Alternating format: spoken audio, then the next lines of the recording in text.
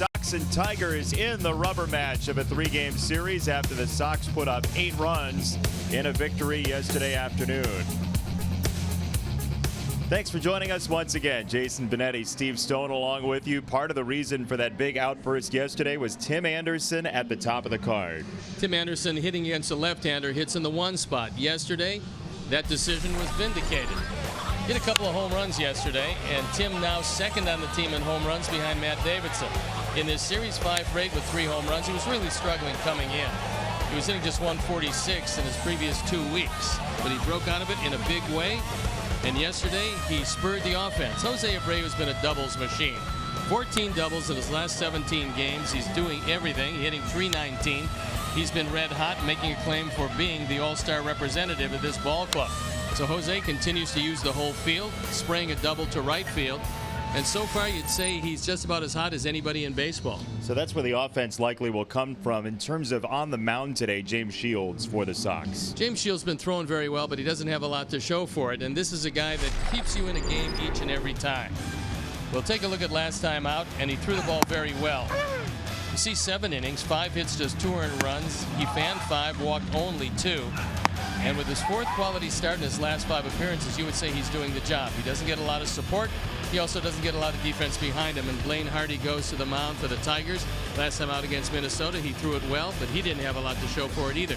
So both of these guys coming off no decisions, both of them working for better luck today, and we'll see if James can get it done. Sox and Tigers, game number 3 is on the way. Sox trying to win the series this afternoon. Anderson went yard a couple of times yesterday. The offense delivered the mortal blow to the Tigers. See if they can do it again.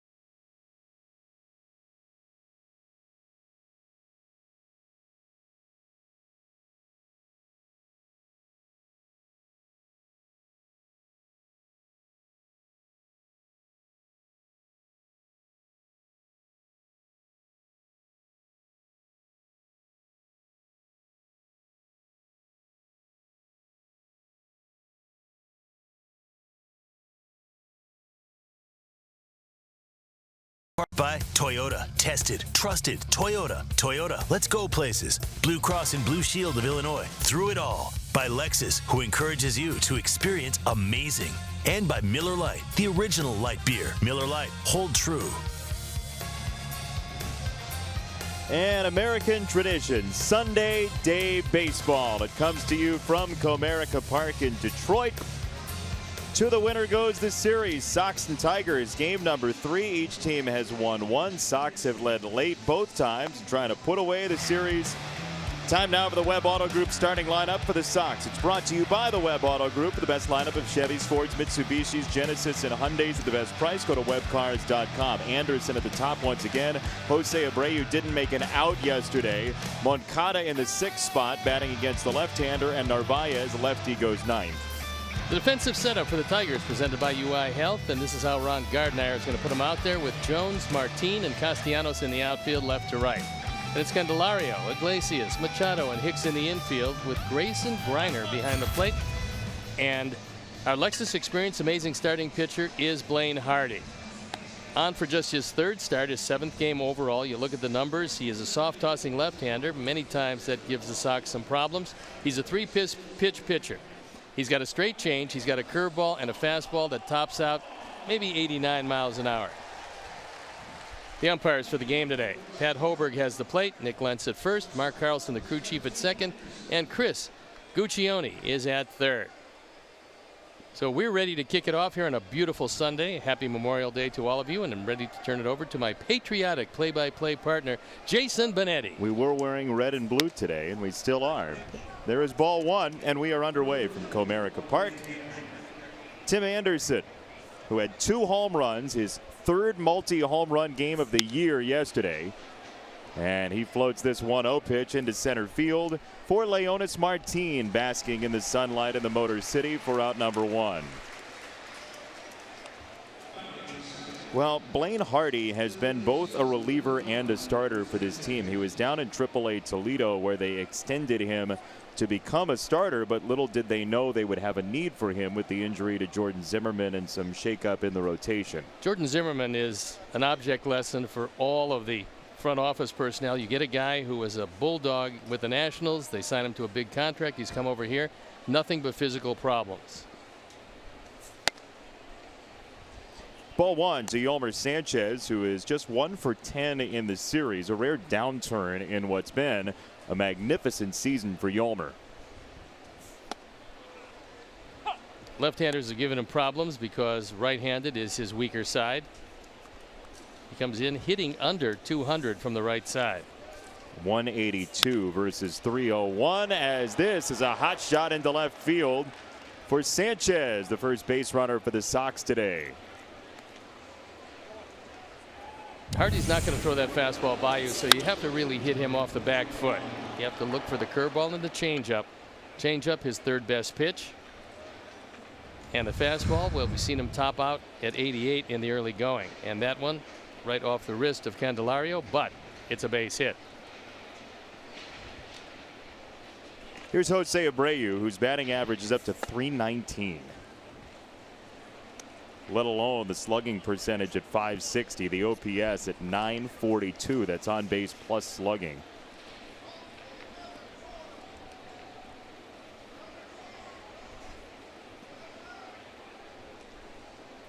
In layman's terms, you can't get him out right now.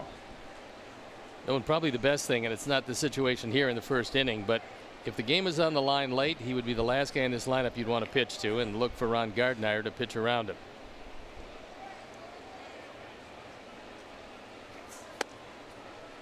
In for a strike. Now time for Old Dominion bringing his best, and it is Jose Abreu, whose 14 doubles and 11 multi-hit games are the most in the last 17 games in baseball.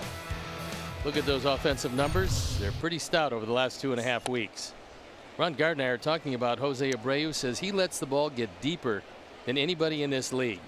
By letting it get deep, it means you're waiting on it longer. You're able to take that pitch to the other opposite direction, and you make a mistake inside and he'll lose it for you. Fouled away upstairs, 2-2. Fastball at 90 is pretty much where he'll get it to. That's the tops.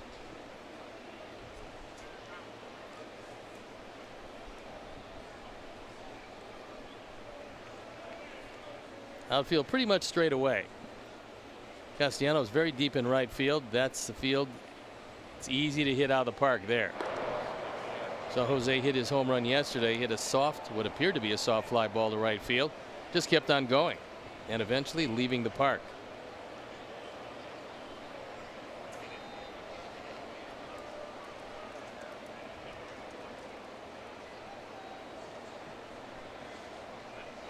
Two and two on Jose. Swing and a miss for strike three. Throw to second is high. And Yolmer Sanchez has a steal. Yolmer stealing his fourth base. He's been caught twice. And the throw is up from Griner. That'll be difficult for him. He's 6'6". He's probably one of the biggest catchers in the history of baseball. We've seen a lot of guys 6'4", not many taller than that. Wieters, I believe, is 6'5". But 6'6", that's at the top of the scale for catchers. So a lot of moving parts for the big young catcher, and that was not a good throw. He's out of a very highly thought of program, South Carolina, a third-round pick of the Tigers a couple of years back. And Jose Rondon, who was a late add to the lineup yesterday with Matt Davidson's back troubles, again flaring up on him. Gets another start today. And Rondon flips this ball to center, and Leonis Martin to retire the side. Sanchez a single and a steal. No harm done to Hardy as the Sox will turn to James Shields after this.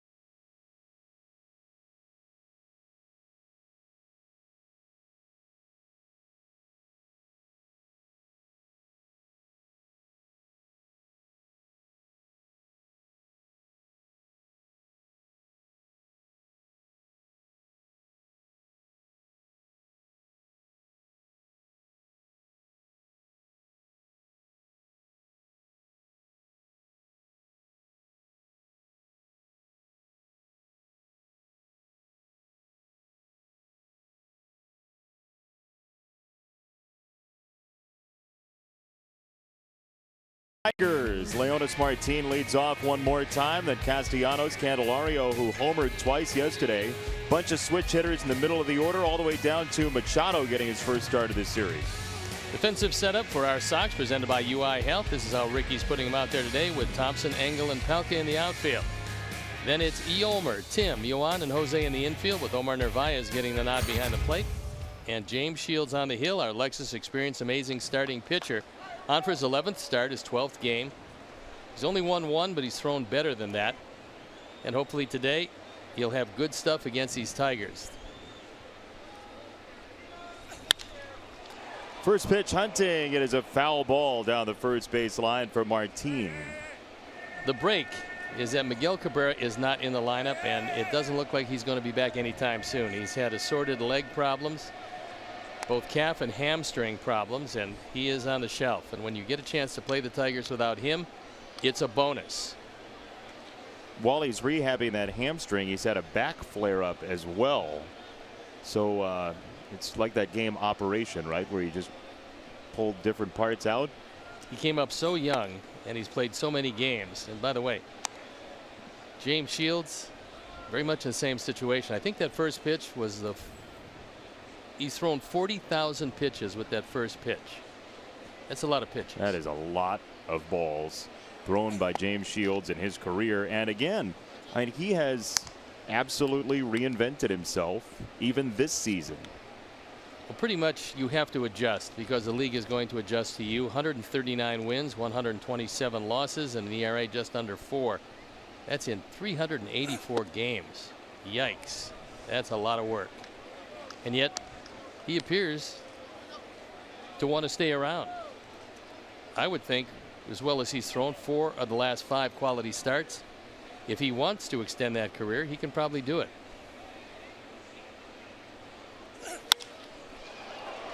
Martina drive to right field. Near the warning track. Adam Engel makes the catch for out number 1. You cannot fit every pitch that James Shields throws on one pie chart. These are his predominant pitches. Fastball to 37%, the changeup down to 17%, but he's mixed in a splitter as well. He used to certainly throw that changeup a lot more, but these days you're not going to throw the changeup from the sidearm or low 3/4 delivery. It just doesn't work that well, although you can get away with it on occasion. That's not his best one. He depended on making that ball move to either side, staying high 3/4 with it during his glory years. And these days he is just throwing everything he can at the hitter, including a very slow curve. Popped up by Castellanos into center field for out number 2. While we have a moment, let's tell you what you can order off our menu today. You don't know when you'll get it, but we will provide it at some point. Happy birthday to Big Frank, among other White Sox today. The Brewers with some alliteration for you against the New York Mets. And the exit velocity leaderboard, Daniel Palka crowned StatCast King the last 2 days. And there's a young man staying hydrated. He's got to get a little more, well, not a little more hat, because the hat's pretty big. Maybe a bigger head. That'll come in a few years, certainly. What you folks at home don't know is it's in Steve's tour rider that he actually is fed water that way as well in the booth before the game. Jeff does that very nicely. And by the way, it's Kurt Gibson's birthday today also, and he's a couple of booths down. Former Tiger legend and World Series hero with a pinch hit home run against Dennis Eckersley. And a great arm pump. Did a good job as he hobbled around the bases. 2-0 on Candelario. Now 2-1. Sox birthdays all over the place. Frank Thomas turning 50 today, but Yohan Moncada's 23. And Miguel Gonzalez is 34 today.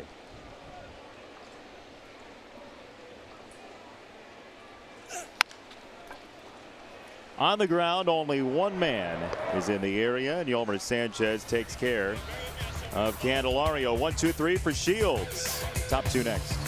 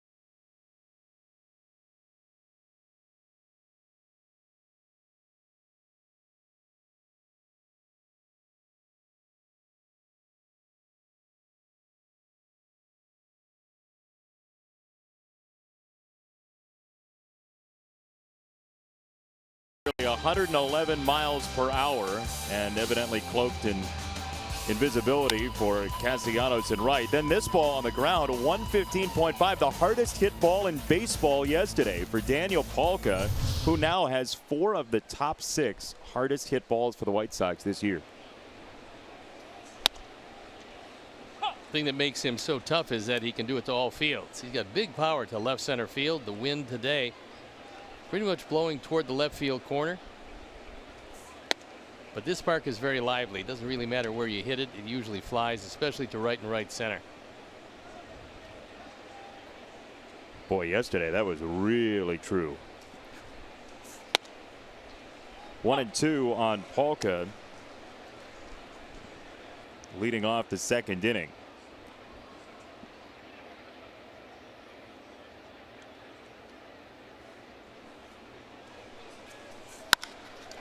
That ball smoked to right field. Castellanos back at the wall. It's off the base of the wall, and Palka's going to have to stop at first because he sledgehammered that ball so hard. Well, tell me the exit velocity of that, because that was a sinking line drive. The only thing kept it in the ballpark was the fact that he got overspin on it. He's got terrific wrists. He just flicks that ball, and it goes over the head of Castellanos in a heartbeat. He plays the carom nicely, gets it back in, and Daniel can only pull it up at first base.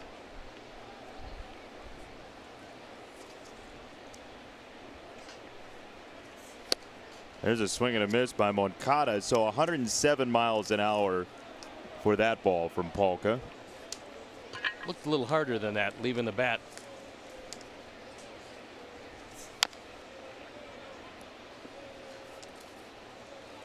You know, Polkas are not exactly a headbanger's ball in terms of dance, right? They're supposed to be a little bit more elegant. We need a different name for Daniel. Well, he does hammer the baseball to all fields, and that's been a revelation. Hardest hit balls this year. 4 of the top 6 for the Sox. Avi, that ball on April the 3rd. Abreu, April the 11th. But Palka owns the day so far. 107 on that ball to right. Had a lot of Sox fans compare him to Dan Pasqua. Very similar in stature. Dan had huge power. So does Daniel.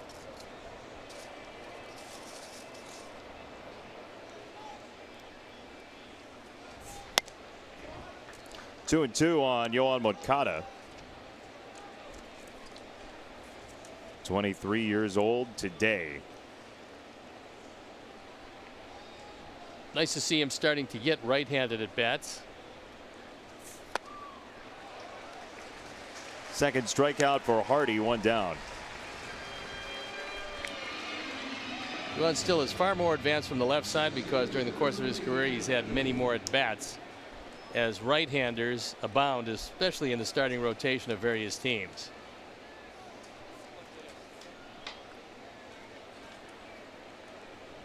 Here's Adam Engel, who's had a successful series so far at 3 for 8. Palka's off, throw to second is way offline, and the Sox continue to add to their major league lead in stolen bases. You can tell what the game plan was. They're going to run on Griner. As a big man, it takes a while to get rid of it. He does not have a particularly strong arm, and the Sox, with their game plan, trying to run him out of the ballpark. Daniel's got pretty decent speed for a big man. He's now 2 for 2 in stolen bases. Adam pops the 1-0 up on the left side. Candelario for out number 2. Parents, register your little one for the White Sox Kids Club during your next trip to Guaranteed Rate Field. Membership's completely free and available to any kids 13 and under. Stop by the Xfinity Kids Zone located in left field to secure a custom Kids Club ID badge. For more information, visit whitesox.com/Kids Club. It should be a good matchup for Trace Thompson. Hardy cannot throw the ball by him inside.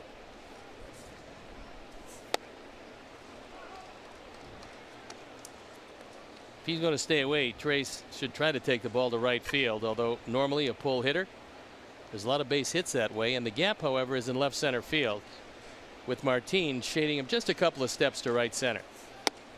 We're contractually obligated to call Blaine Hardy a crafty lefty at least 3 times today. He's crafty. That's 2. Came in at 9-4 for a career.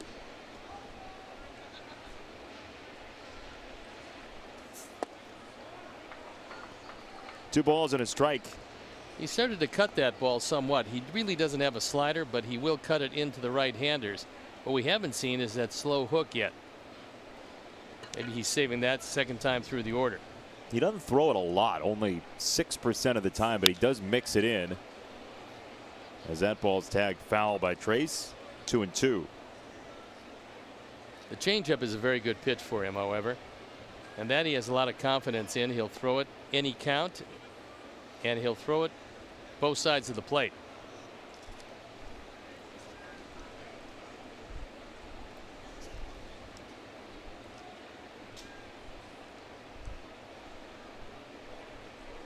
Two. Breaking ball inside. 3-2. Originally selected by Kansas City, 22nd round of 2008 draft, so he's been around a while. Later signed by the Tigers as a minor league free agent. That was back in 2013. He's out of Lewis Clark State College in Idaho, the same school that provided Keith Folk in his collegiate career. Candelario to Hicks. Bottom 2, no score.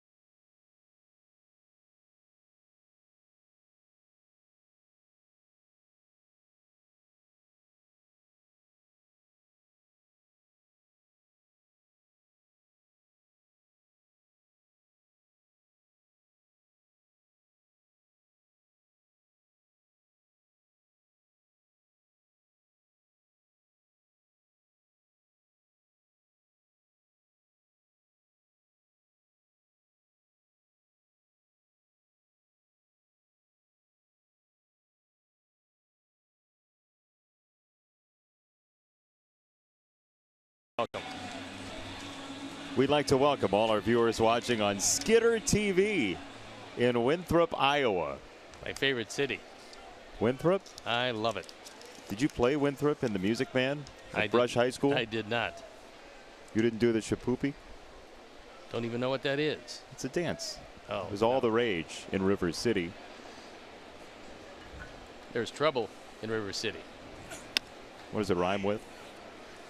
Victor Martinez takes ball 1. He and James Shields go back a long way. This is at bat number 58 between Martinez and Shields. Victor 17 for 57 in his career. Their first time going against each other was April 22nd of 2007. Victor's protection in the lineup that day was Ryan Garco. I remember him. Not a great deal of protection, but Victor didn't need much because he could hit just about everything. Victor was 1 for 4 in that game. He drove in a run. James Shields' catcher, the first time he and Martinez matched up, was Deoner Navarro, our old pal. That was for the Tampa Bay Devil Rays. He's been throwing the baseball professionally a long time, has James. We're against our Sox. Well, you can see he's really enjoyed Sox pitching, whether he wore that Cleveland uniform or the Detroit uniform. Some guys just won't leave the division.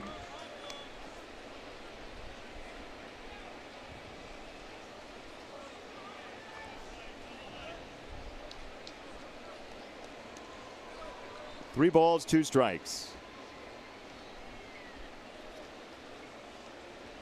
No walks his last 7 games. 1 strikeout his last 9. We'll see if it's a ball in play here. 3-2. Good changeup, just barely got a piece. Show you how durable James Shields is. He's made 20+ starts in each and every major league season since 2006. Only Cole Hamels and Justin Verlander can say the same thing, so it's very rare to keep going to the post game after game. Just a remarkable durability streak for James Shields in this day and age of baseball where guys go on the DL with the flu. Outside ball 4. Leadoff walk for Martinez, his first in more than a week. Join us Friday, June 1st, Rock and Roll Night and Fireworks presented by Guaranteed Rate as the Sox host the Milwaukee Brewers 7:10 p.m. To buy your tickets, visit whitesox.com. He had Hicks's bat in the lineup in the absence of Miguel Cabrera. Ron Gardner has played him at first base the entire series. He is a pretty good hitter. Off to a nice start this year. Slugging at .482. 5 homers, 8 doubles. Strikeouts have been a problem. The entire right side is open with Jose holding close at first and Mark Carlson the only man on the first base side of second base. And being the umpire, he's not going to field it. If he does, there will be a protest.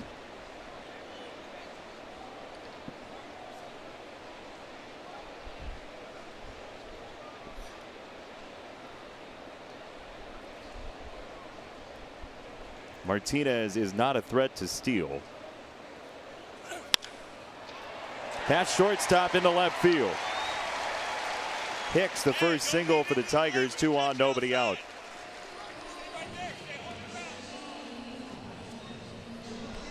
Jacoby Jones getting his opportunity, and one of those guys that, being a young hitter, he expands his strike zone, especially up.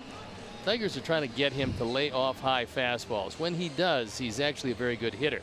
He's got good speed, he's got terrific tools, and the game at this point seems to move very quickly for him. That's a product of youth. When he slows it down, when his approach is such that if he can see it below the Old English D logo, he's in pretty good shape. But sometimes he expands that zone, and then he's a pretty easy out after that. What a beautiful logo, by the way. It's very classy.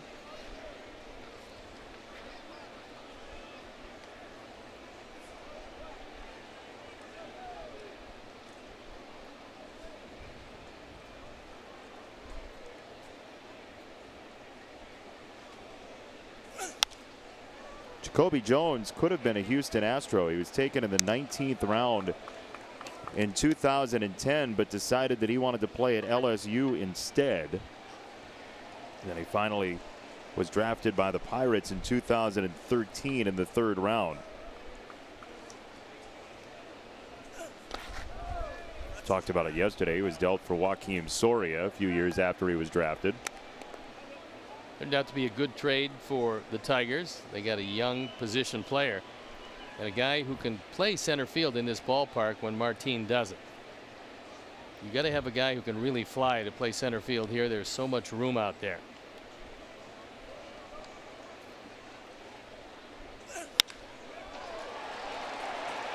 in the air, right center field, and playable for Adam Engel, who skates into the picture for out number 1.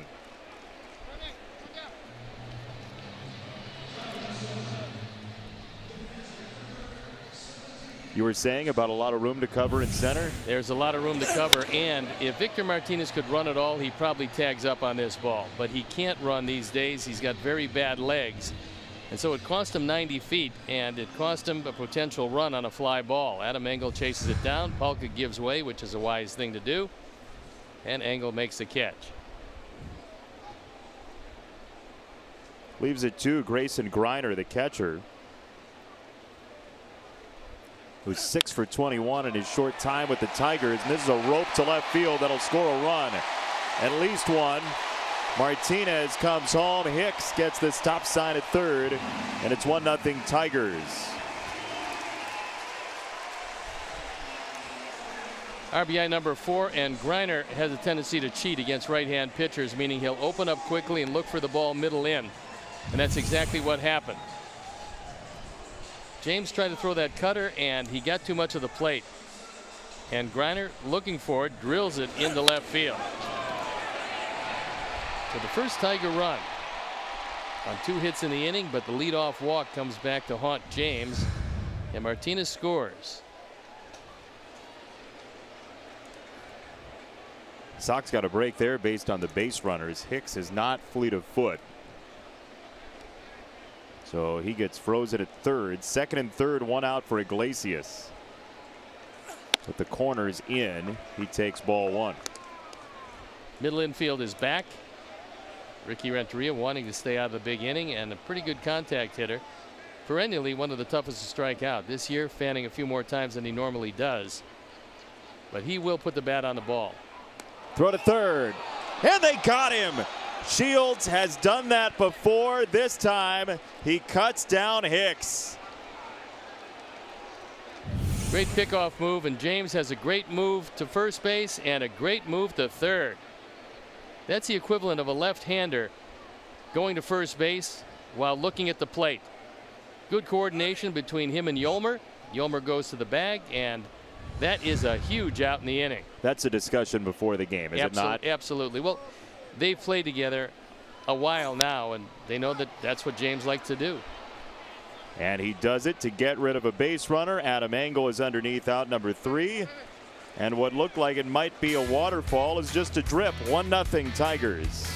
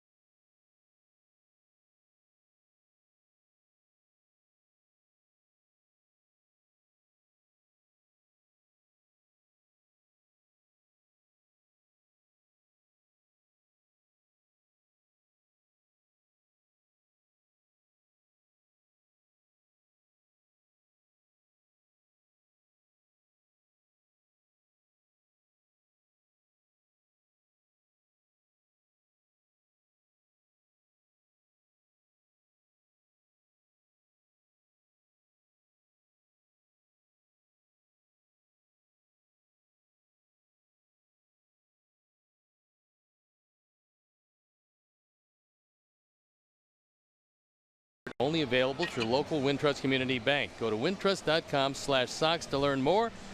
Wintrust Community Bank, member FDIC. I was doing that under duress. My broadcast partner was usurping my half of the booth. Third inning, Steve. Great to be with you.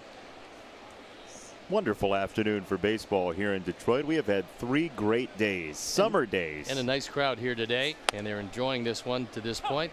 A lot of youngsters on this Memorial Day weekend, and come to the ballpark, listen to the radio.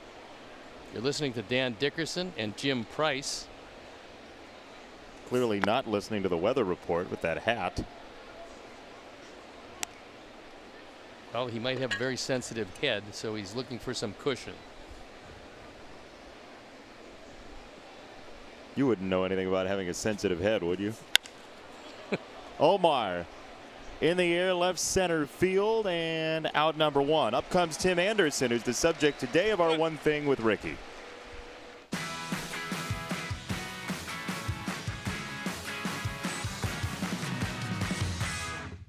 When Tim Anderson's going well at the plate, what's he doing?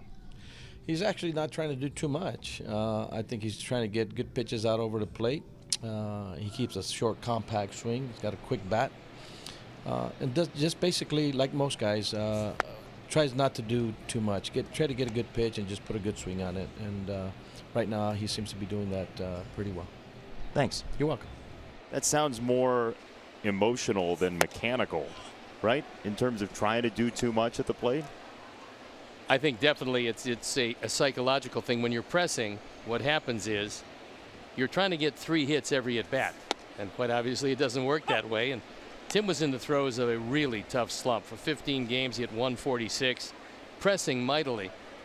And now, seemingly, with the thumb injury, maybe it's helping his batting because he's not going out there to get everything. He's kind of waiting back and taking what comes to him. But that comes when you get a couple of base hits, you suddenly get your confidence again. And Tim, right now, the last couple of days, is swinging it well.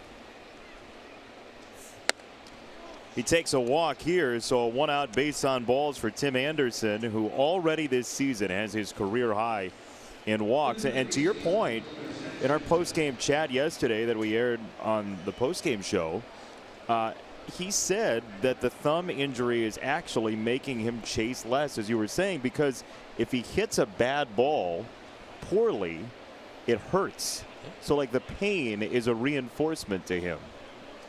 Whatever works. If they'd have known that, they'd have bashed him in the thumb early in the season. But in the meantime, 17 walks is pretty impressive from a guy. I think we had a pool his first year, wondering when that first walk would come. And this year he's walking very generously. Ripped right field and down the line.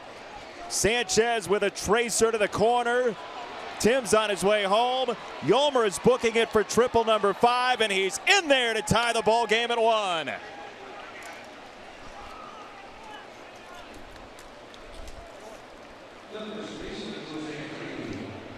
It's a pleasure to watch Anderson run.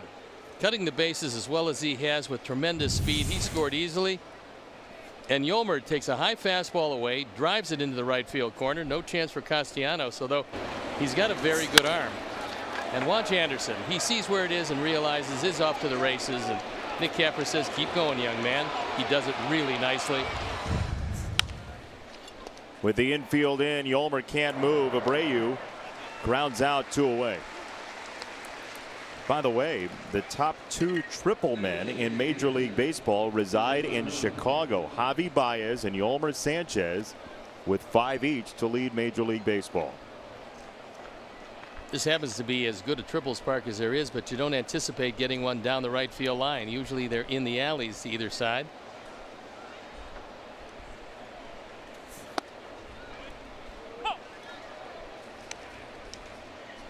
How would you feel as a pitcher in this ballpark? If I had an excellent center fielder, I'd feel pretty good, because at 420 you're not going to give up too many home runs that way. You just have to pitch around the left-hand hitters. You hope that they don't pull the ball, and the right-handers who'll go to right field can give you some problems. But this is essentially almost like a Fenway Park with a smaller fence, because you can just flick it out. If you're a right-hander and you'll go to the opposite way like Cabrera does a lot, it's very easy to hit a lot of home runs that way. Everybody thinks that it's a left-hand hitting paradise, and it is to a certain extent. But if you force the left-hander to stop from pulling the ball, you can neutralize them. It's the right-handers that you have to come inside on, and a lot of pitchers forget about that.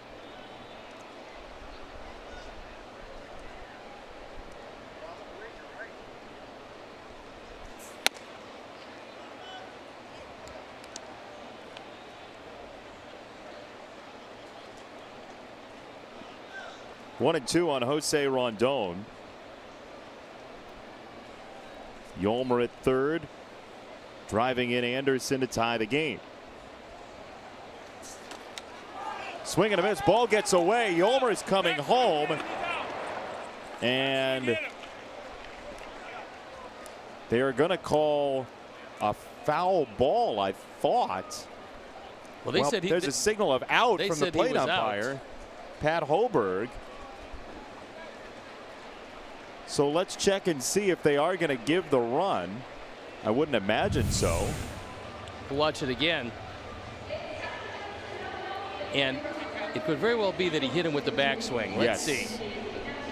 If he hits him with the backswing, which he does, hits the top of the helmet, and that's why they called him out. So that's what we have. No run for the Sox. The out made on the strikeout, and we will go bottom three. But there is the Marine version of Yolmer Sanchez, zipping along the water.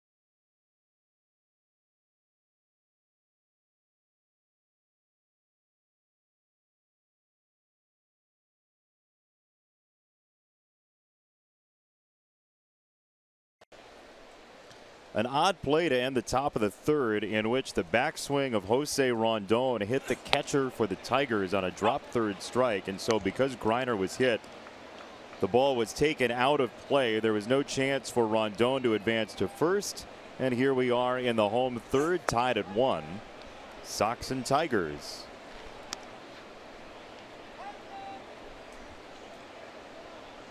Machado got off to a very good start this year and then fell on some hard times. He's trying to get it back again.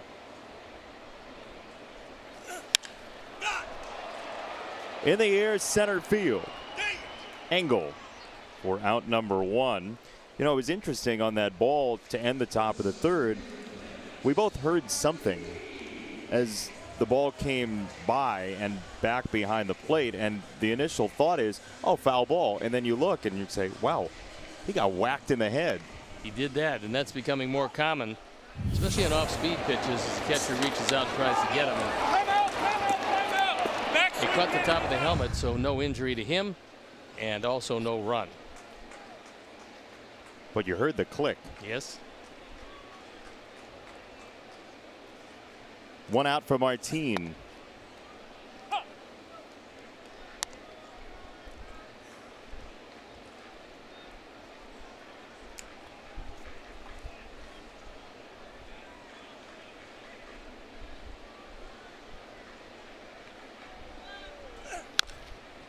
Mikey Matsuk right now down with the AAA club in Toledo. Martin in center field. Jacoby Jones getting significant playing time. And 3 to the right, 1 to the left in the 4-wide formation for the Sox here in the third.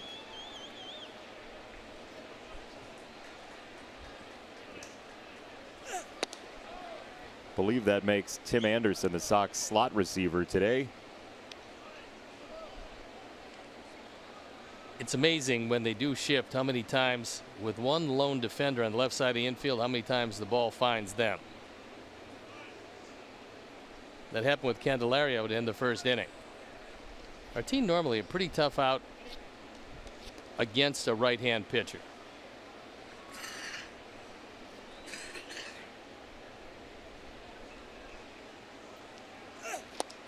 Swing and a miss, strike 3. Off speed away from Shields, and his first strikeout. Hey, your 2018 Chicago White Sox are presented by Guaranteed Rate, your home team throughout the season and the official mortgage provider of the Chicago White Sox. Get started today at rate.com.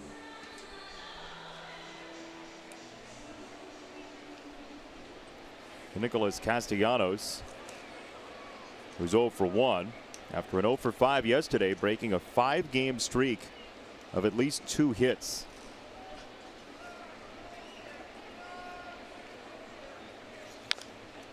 Shields got into his kitchen that time, strike 1.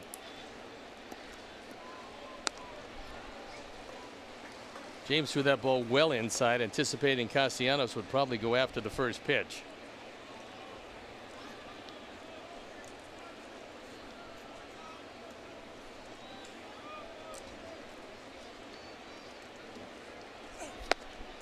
Oh, and 2. That's what that good inside fastball will do for you. It'll extend the outside corner. And Castellanos extended the strike zone, came up with nothing. Lloyd McClendon, the hitting coach, and you know that he's spent a lot of time with Castellanos refining his approach, and what a job he's done. Castellanos a big factor these days. Breaking ball elevated to left. Trace Thompson, and a 1-2-3 inning for James Shields, his second of the afternoon.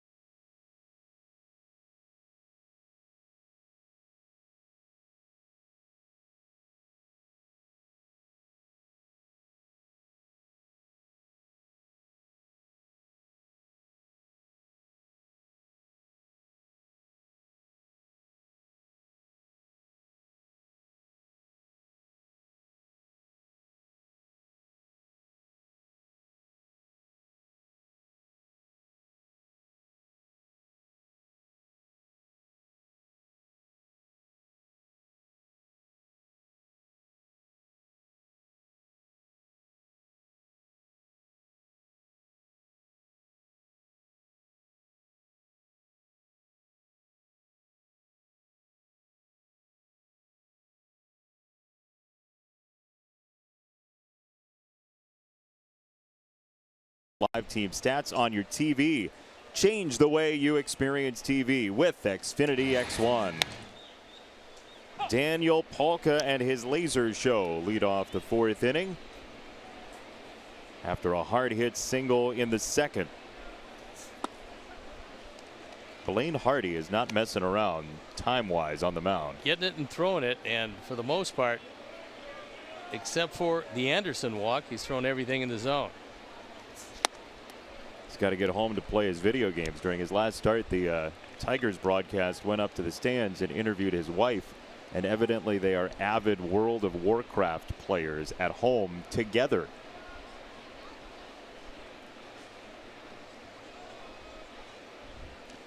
It's contrary to what Zach Collins told us the other day about how, as there's strike 3, 1 away, about how he has to carve out time for his girlfriend in between his gaming. 1 out for Yoan Moncada. Happy birthday, Yoan. Like to improve on that strikeout the first time as a birthday gift to himself.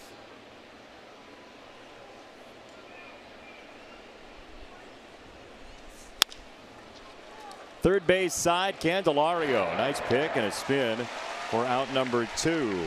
Here is your Sox math question for today. Hashtag Sox math on Twitter. First correct answer wins a prize from the road. Take the number of home runs Yohan Moncada has on his 23rd birthday, plus the number of home runs Frank Thomas had the day he turned 23. This is a really easy one. It is? Yeah.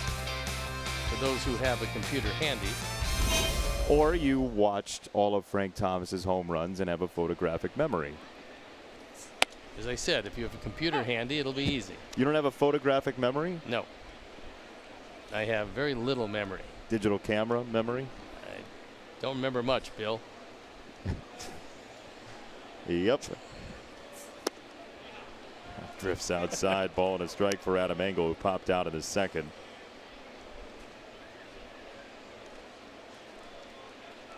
Now the curveball starting to come into play for Hardy, and it's a pretty good one. Candelario. 1-2-3 inning for Blaine Hardy.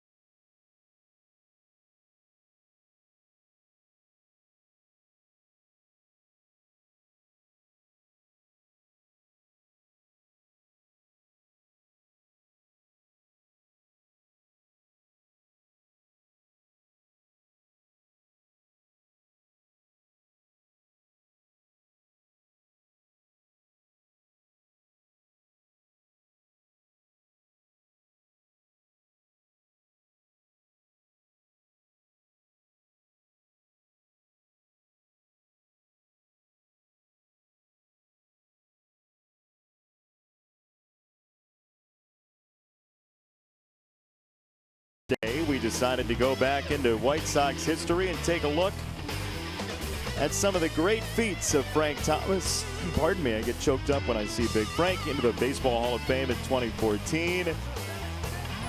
And we were glad, and still are, and he was a part of our White Sox family for so long. What a hitter. Not only a great power hitter, but just a great hitter overall. Stood right on top of the plate, took away the outside corner from the pitcher, and had quick enough hands inside to terrorize pitchers around baseball.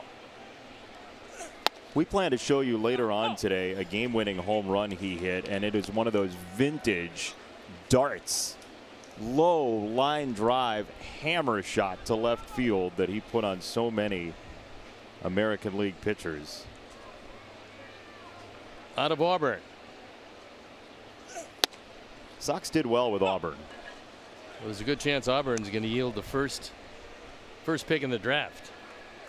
Casey Mize, the pitcher, who along with Keegan Thompson last year formed maybe the best 1-2 in college baseball. Now Mize alone at the top of that rotation, and he is very good.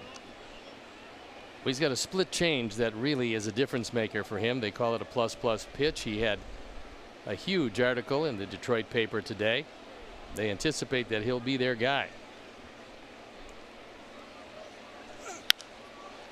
Sox pick 4th in the draft, and with this being, as Nick Hostetler has said, a very deep draft, the Sox expect to have pretty rich talent not only with that 4th pick but with their 2nd round pick too.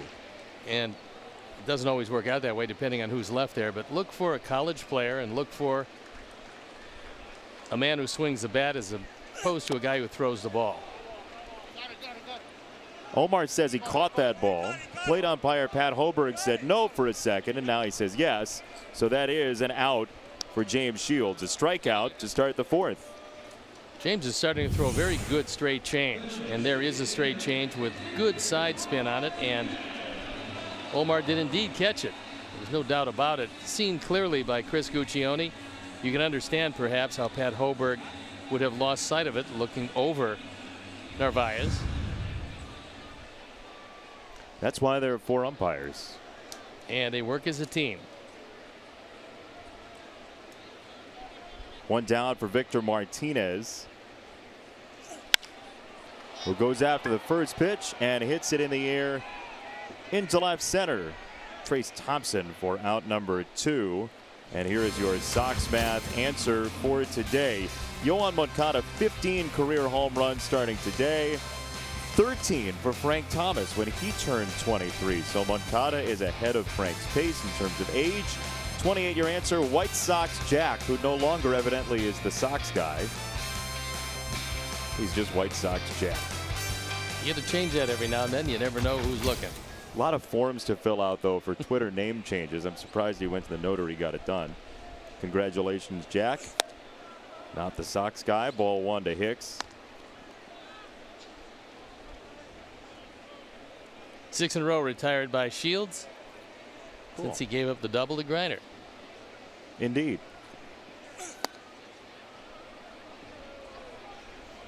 Two and 0. James wants to stay away this time. Having some difficulty with that talkback switch. I think so. 2 and 0 on Hicks. And that's hit in the air foul. I was just excited about what you were saying.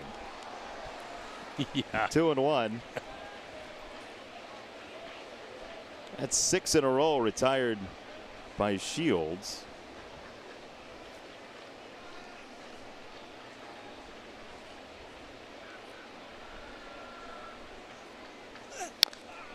And he fouls it off his foot.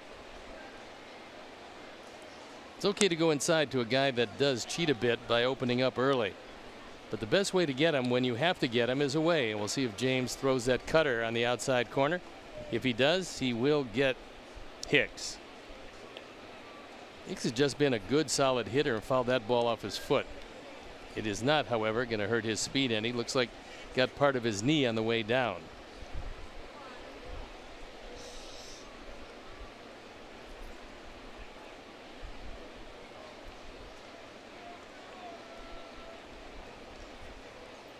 Two and 2.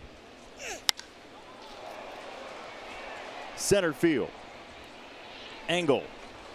It's a 1-2-3 inning for James Shields. Here's that homer we were telling you about against Rick Aguilera. Time it. A heartbeat from Frank Thomas. Vintage Big Hurt. Happy birthday, Frank.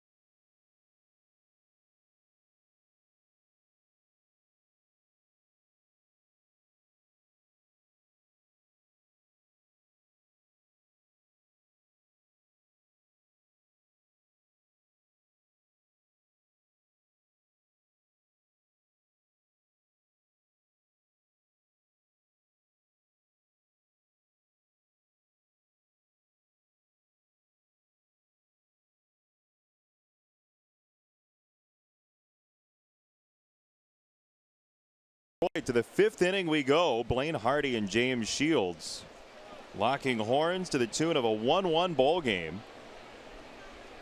Trace Thompson leads off the 5th for the Sox and takes ball number 1. James Shields knows he's going to get many more starts. Blaine Hardy doesn't know, but the way he's thrown today, you would say that Ron Gardner would be very happy running him out there. Candelario's been a big part of that. Another nice pick for out number 1 as we take a look at the White Sox Farm Report presented by Guaranteed Rate. And we highlight Jordan Stevens, who's been very good at AAA Charlotte, 2.45 ERA in 3 starts, and Eloy Jimenez with a grand slam to beat the Jackson Generals last night. For the Birmingham Barons, we would have showed you the highlight of it, but nobody has found the baseball. All that the video had from AA was the dejected Jackson players, which was kind of fun, but a little schadenfreude for a telecast. So we tell you that Eloy hit the ball very hard, and I'm sure you believe us after everything you've seen him do over the course of the past month. Yeah, he usually does hit the ball hard.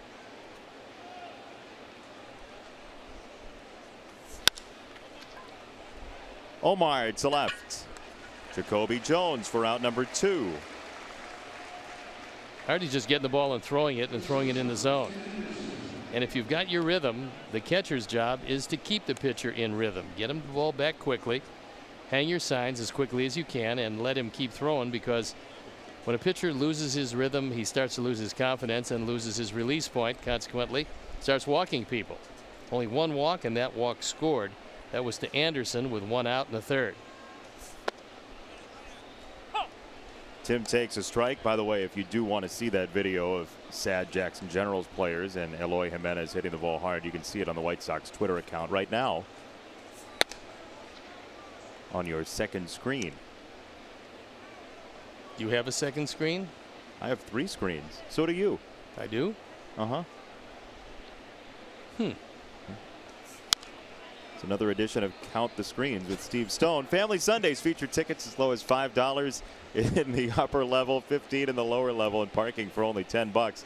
Plus special family-focused activities located throughout the ballpark. Family Sundays, proudly presented by Coca-Cola. Coca-Cola, taste the feeling. Visit whitesox.com/Sundays to purchase your tickets today. Hardy's trying to go upstairs and get it by Tim. And so far, both times out of the zone.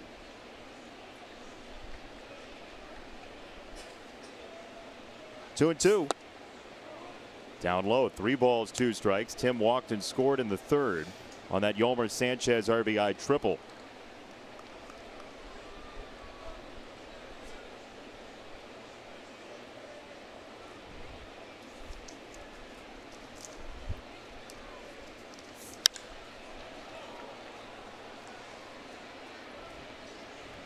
Castellanos, 3rd out. 8 in a row set down by Hardy.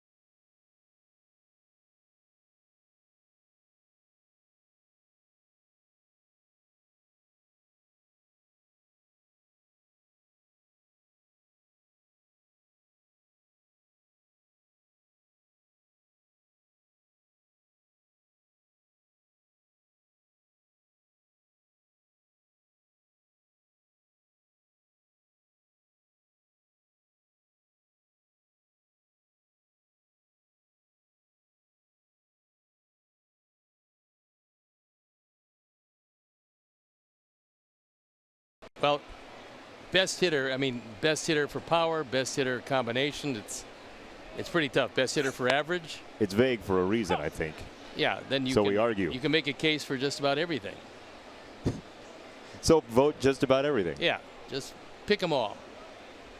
Give them something to talk about on the post game.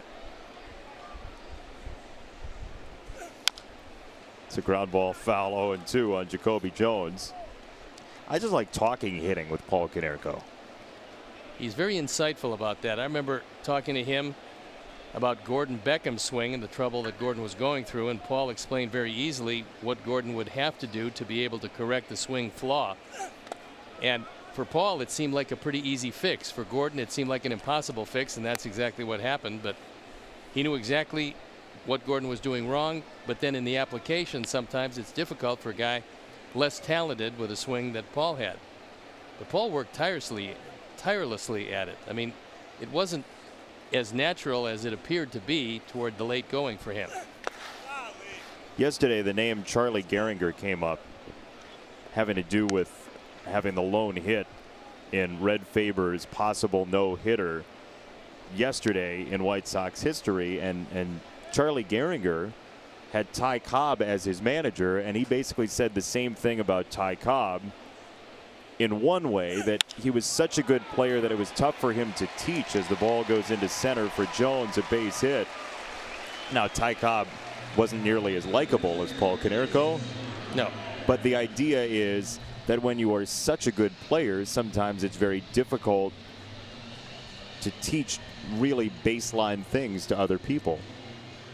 But by all accounts, Ty Cobb wasn't as likable as Genghis Khan because he would sit in the dugout and sharpen his spikes in an era where you would try to get a piece of the pivot man at second base. And he left nothing to the imagination for those guys, but he was so good that they didn't even give him a number. When you look at all the retired numbers, Cobb did not have one at the time. It was before numbers. Yes.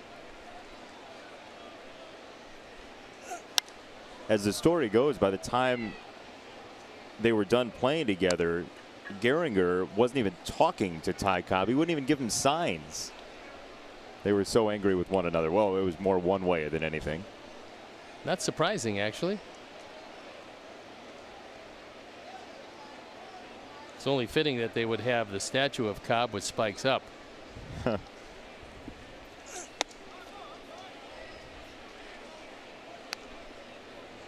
And there it is. Looks like a late slide with that front foot there for the cutting. Fist up just in case. Just in case he didn't knock the ball out with the spikes, he would whack it.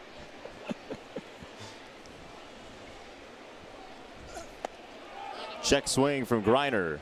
He didn't go. 2-1. The whole wall for Ty Cobb. A .366 career hitter, the best all-time batting average. Just an amazing player. And until Pete Rose came along, he had the all-time hits lead. The Georgia Peach.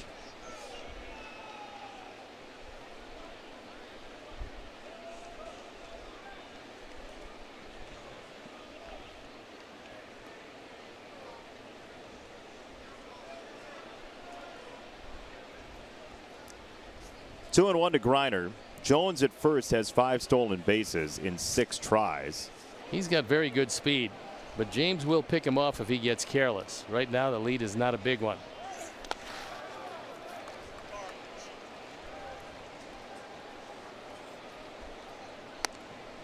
And this is where Greiner is going to look middle in. James would be best served to stay on the outer third, get that ground ball to the left side.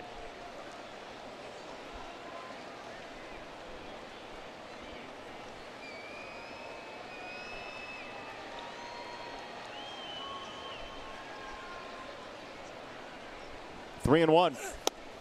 That misses. Ball 4. 2 on. Nobody out for Jose Iglesias.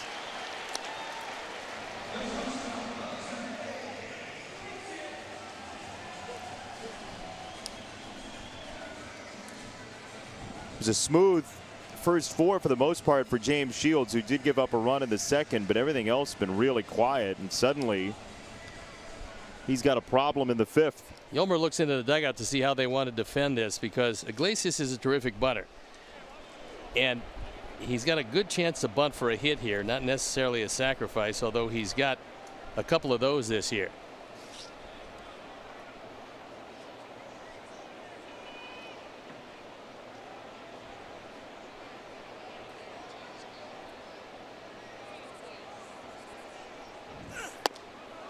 He does hit a lot of ground balls typically, so there is a double play possibility, maybe more than average right here.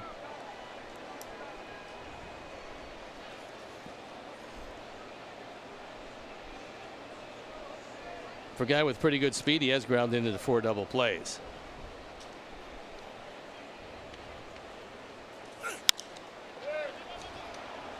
In the air, first base side on the infield. Infield fly rule called. 1 down.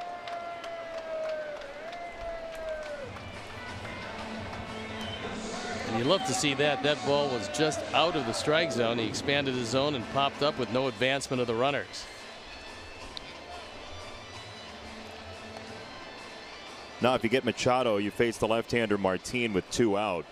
What they're trying to do with Machado is get him to think about right field at least, because he's been a dead pull hitter. And although it worked well in the early going, as soon as pitchers figured out the pattern, they started to stay away, and he's tried to pull everything, yielding a lot of ground balls to the left side. He's 0 for his last 16 as he takes strike 1.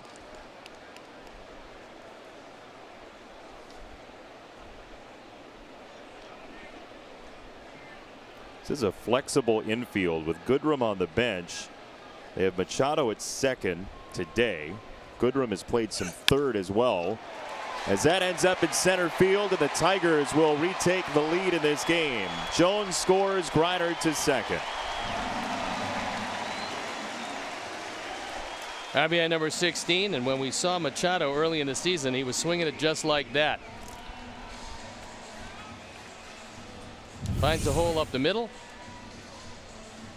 and that was a cutter or a slider that stayed pretty much in the middle of the plate and down. And even with the shift, it wasn't severe enough for him to hit into it. So that unties the game. Both pitches that have led to the runs being scored, Griner and Machado with the hits, have looked fairly similar. Either low cutters or low sliders. And both hit pretty well. Leonis Martin takes low.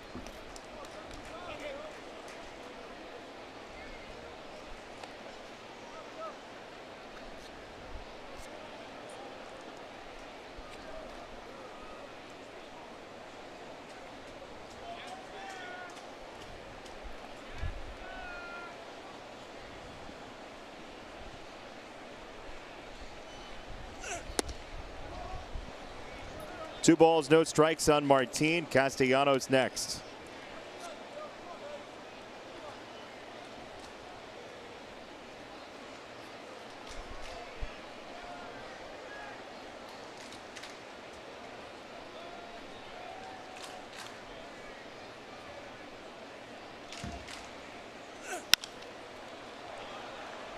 Pop up, first base side.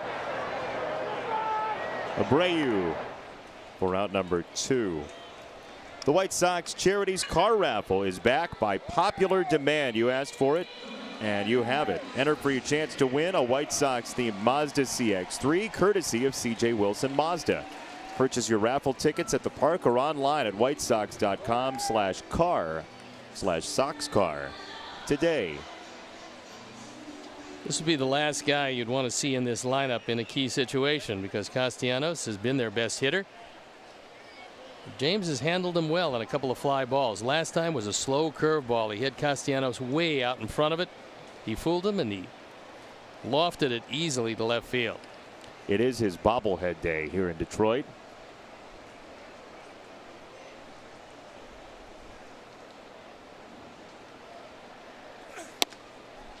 As he takes a strike. They refer to him on their social media pages as Blastianos. Hashtag Blastianos. Only got 5 of them, though. Mini Blastianos. 0-1. Into left field toward the corner. Griner scores. Castellanos into second base, 3-1.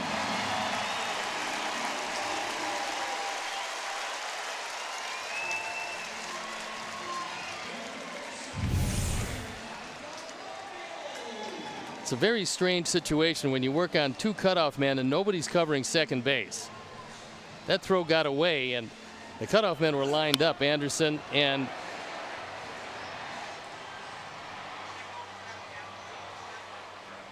Moncada. Moncada is the guy that vacated the bag, and Jose went up. It's a single, and he took second because nobody was at second base. And so that was a high changeup. Probably a good pitch, but the location allowed Castellanos to drive home a run. That's his 28th run batted in, gives the Tigers a 2-run lead. We've seen it before, and Jose was going to cover the bag, but when a throw gets away like that, he's the only one on that side. He's got to go get the ball. And so it's an extra base you really don't need to give up. And heads up base running by Castellanos. As soon as he noticed nobody was there, he took off.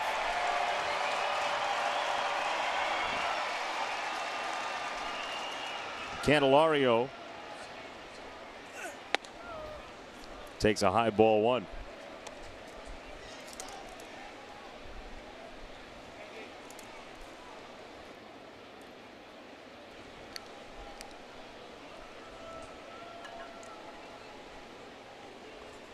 "20 pitches this inning. The walk certainly stung to Griner. Change up away, 2-0. Well, you got Victor Martinez next.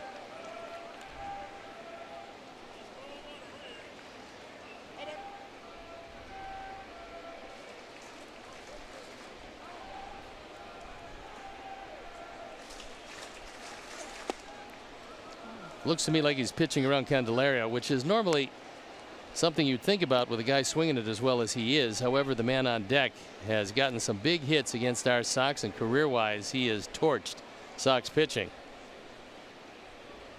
Even though Victor is not swinging it near like he used to, he's still very dangerous. 409 career doubles, 241 career home runs.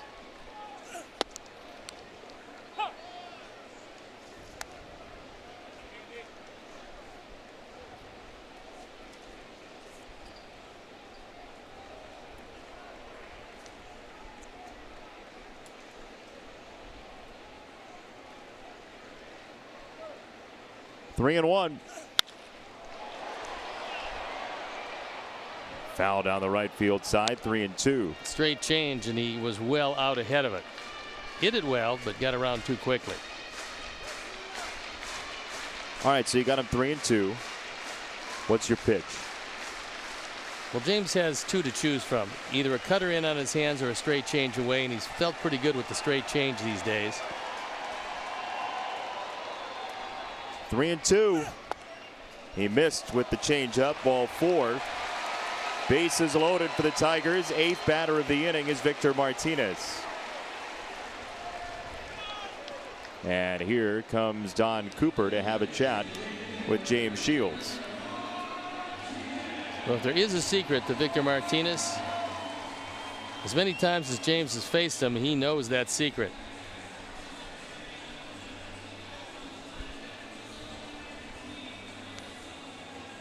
Pat Hoberg going out there, and he wants to break this up before it goes too long. But he hasn't allowed Coop to have that much of a say to this point, but Coop has gotten his message across. Pat will come back behind the plate. The infield will retreat to their respective positions, and James will have his hands full. Pat Hoberg, by the way, only for a part of the walk out to the mound did he use the carved out walkway from plate to mound. He kind of veered onto the grass late. That's just a suggestion. Yeah, he's not somebody to color between the lines at all times.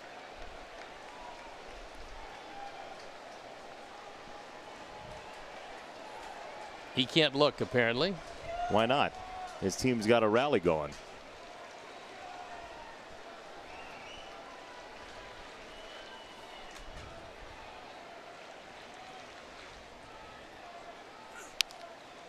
First pitch swinging, and he pops it foul. Threw that one in on his hands, and Martinez could not get around on it.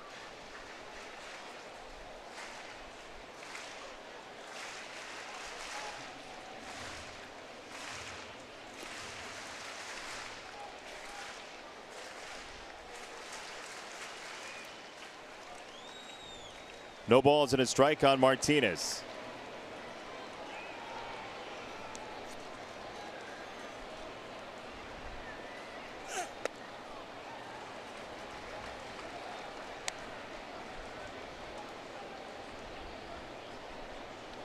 James has pretty much lost his release point on the straight change just this inning. Because as good as he was through 4 with the straight change, he's missing wide this inning quite a bit.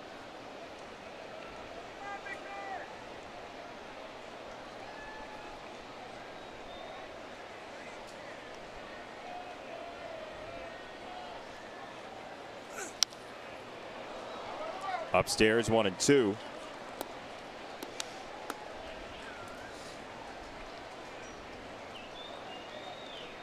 It's a lot of at-bats with the bases loaded and a very good career average.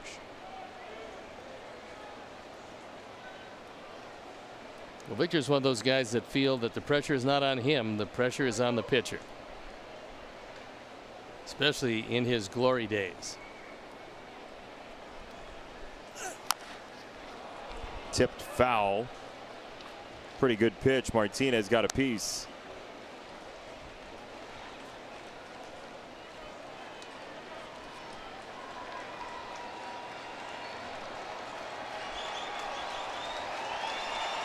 Pretty good speed on the bases. Candelario, the slowest of the 3.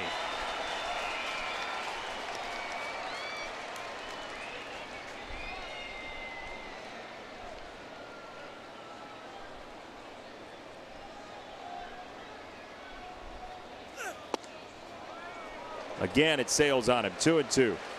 Victor did a nice job because he wanted to go after that straight change, seemingly reading it all the way, then realized it was drifting out of the zone, and he checked it up. So pitch number 80 on the way for James. This inning, a troublesome inning.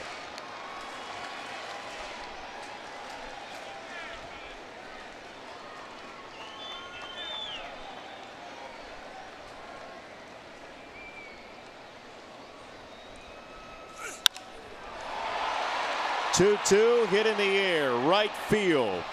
Daniel Polka for out number 3. Tigers get 2, but no more. 3-1 to the 6th.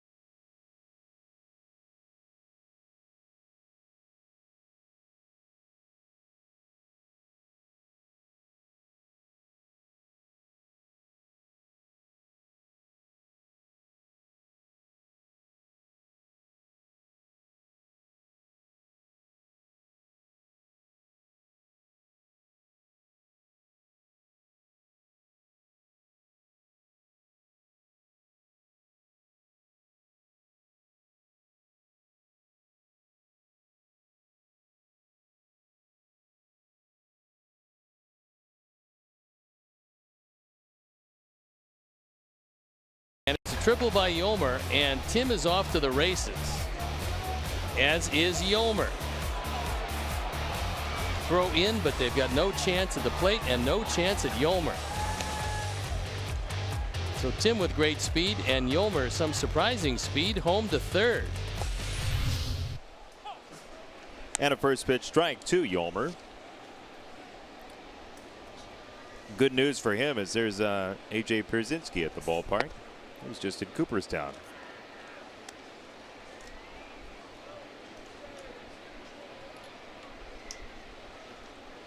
Yolmer 2 for 2 from the right-hand side today. As Blaine Hardy has done a number on everybody else, just one hit other than Yolmer's 2. That was Polka's single in the second.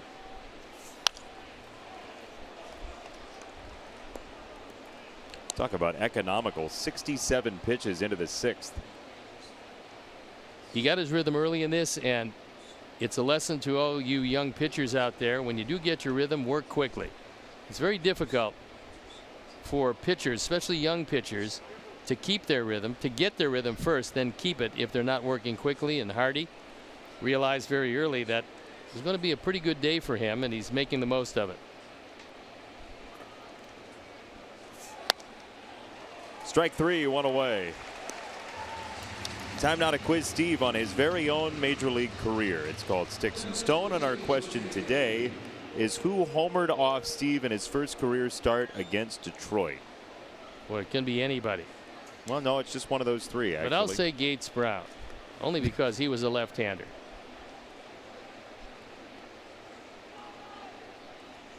What about Al Kaline? Could have been him, certainly. He homered off a few people. Mickey Stanley?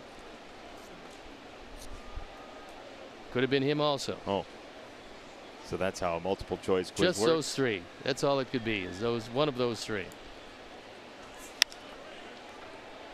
Pop first base side and foul by Abreu, who's 0 for 2 on this Sunday.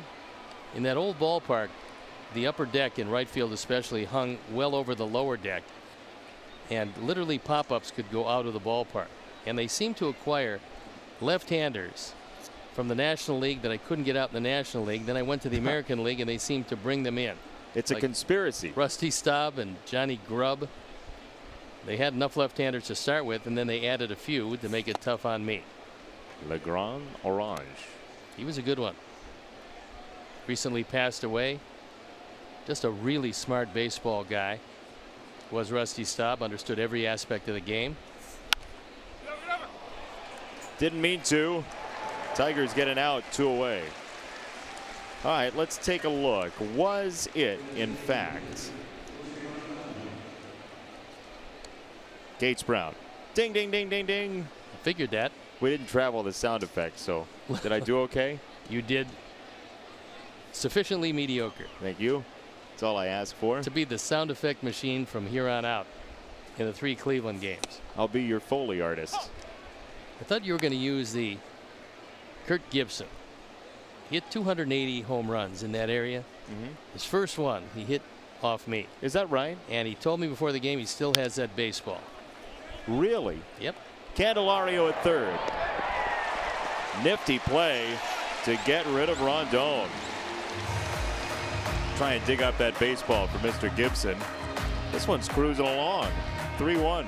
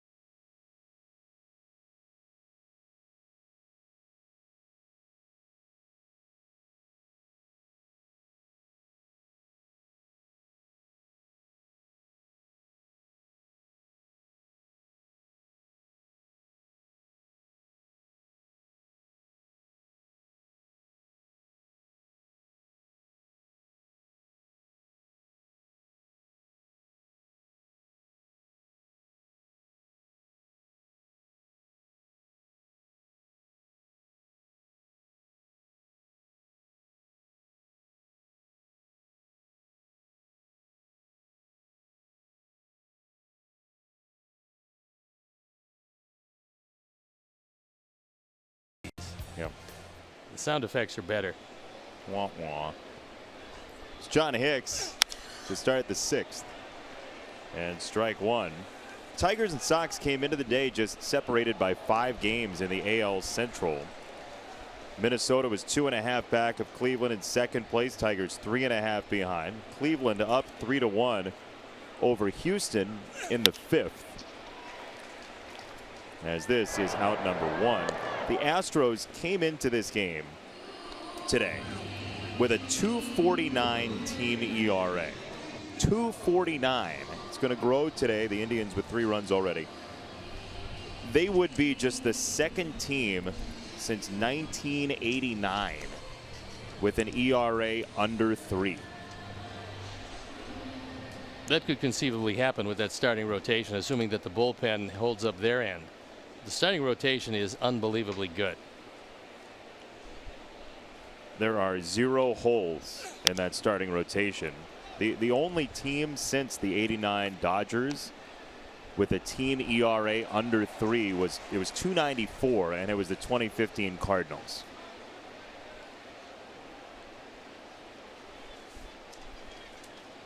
Well, you figure it would be in the National League because the pitchers are hitting. It's usually a league that yields lower earned run average than the designated hitter in the American League. Yeah, 2.49 in the AL is just otherworldly. Yep.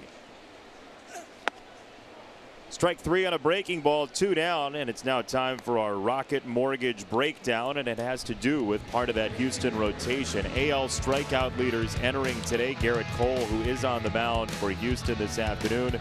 Verlander is 3. Chris Sale got roughed up by Atlanta this afternoon at Fenway Park.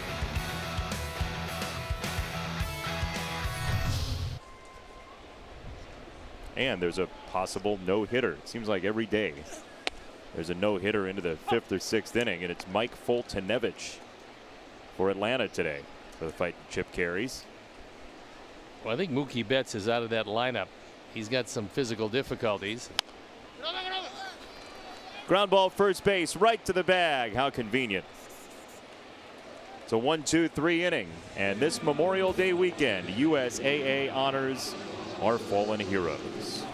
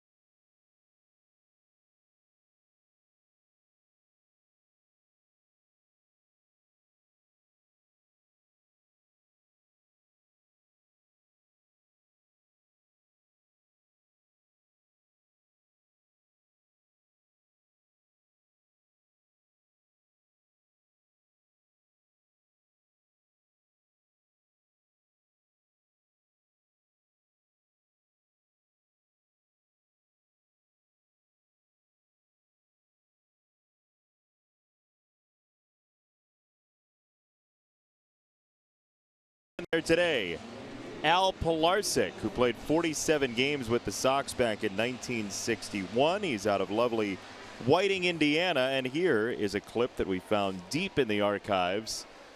A long day of bunting drills for Al Pilarczyk all day in Scottsdale. That could have been a little hot. But Al spent 1 year with the Sox, 47 games. He had a double, he had a home run, 668 career major league games, mostly spent with Baltimore. In the meantime, Blaine Hardy spent most of his career, even in the minor leagues, as a relief pitcher. So odds are overwhelming he's not going to complete this game. He did appear in 70 games in 2015 with an ERA of 3.08. So he's been durable. But now Ron Gardner is testing him out as a starter. Hard to believe he had never started a major league game before this season. On the ground to Hicks at first, one away. Join us at Guaranteed Rate Field as the Sox take on the Tigers Saturday, June 16th, 1:10 p.m. First 20,000 fans get a White Sox Hawaiian floppy hat presented by Beggar's Pizza. Visit whitesox.com to purchase your tickets today. That actually looks quite a bit like the camouflage hat that Greg Sparks was wearing in the clubhouse today, the White Sox assistant hitting coach. He walked by and we barely could see him because it was camouflage. He was wearing all camouflage this Memorial Day weekend. And he said camouflage is his favorite color, which I don't think is something that could be factual, but we'll check. One of the great personalities traveling with this White Sox side, Greg Sparks. Kind of understated is Mr. Sparks. He has some of the worst, best jokes you'll ever hear. Totally cringeworthy one-liners that stick with you for a long time. I knew his dad for many, many years. Joe Sparks, quality baseball guy for a long time. The bullpen up and going. We talked about no complete games. And it's Warwick Saupold, who we saw in the first game of this series. He's thrown it very well at this point. Shane Green is their closer. Saupold is their cutoff man, their setup man, and maybe a cutoff man too, depending on the play. Two down. In the meantime, there is no doubt. We're going to Cooperstown. Let's take a trip. A.J. Pierzynski in the home run derby. He beat Clint Barmes. This was the Hall of Fame Classic, and A.J. hitting ropes. Well, sure, he beat Clint Barmes. Clint is Craig Graybeck size. Wow. Clint made it to the finals. And then A.J. made it here. Still very well liked by Sox fans. In the year's center field, Martine for out number 3. It was Clint Barmes and Ryan Sweeney in the finals, but A.J. got them both. Stretch time in Detroit.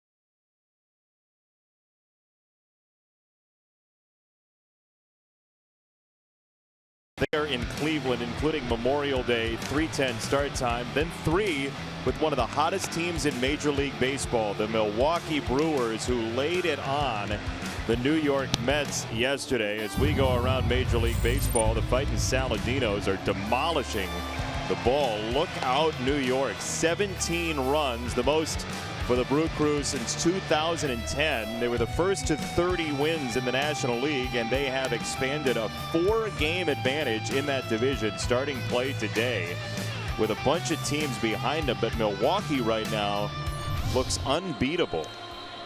They're actually better on the road than they are at home, which is somewhat unusual. And the Cardinals having their injury problems. The Pirates likewise with injury problems.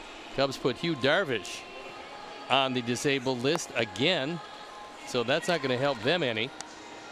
And they've been struggling at 4.5 back as James Shields looking to get through the bottom of the 7th and turn it over to the offense, which has been stifled by Blaine Hardy. Brewers are down 4-1 today. Jolise Chassin, not the Dolly Parton song, that's Jolene. He's given up 5 hits and 4 earned runs in 2 innings. As Shields will face Iglesias, Machado, and Martin in the 7th.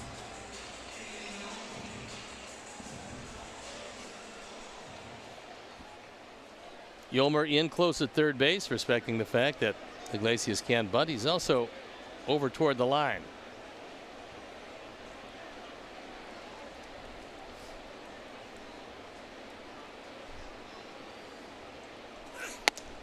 First one is in for a strike on Iglesias, who popped out last time with 2 on and nobody out.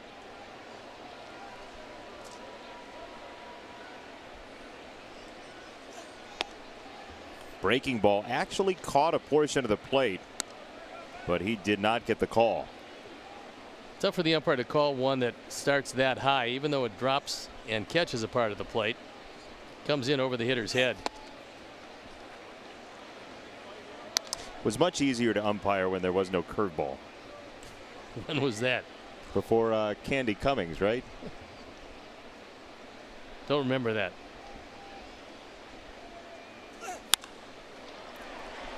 To left field, Trace Thompson on the move for out number 1.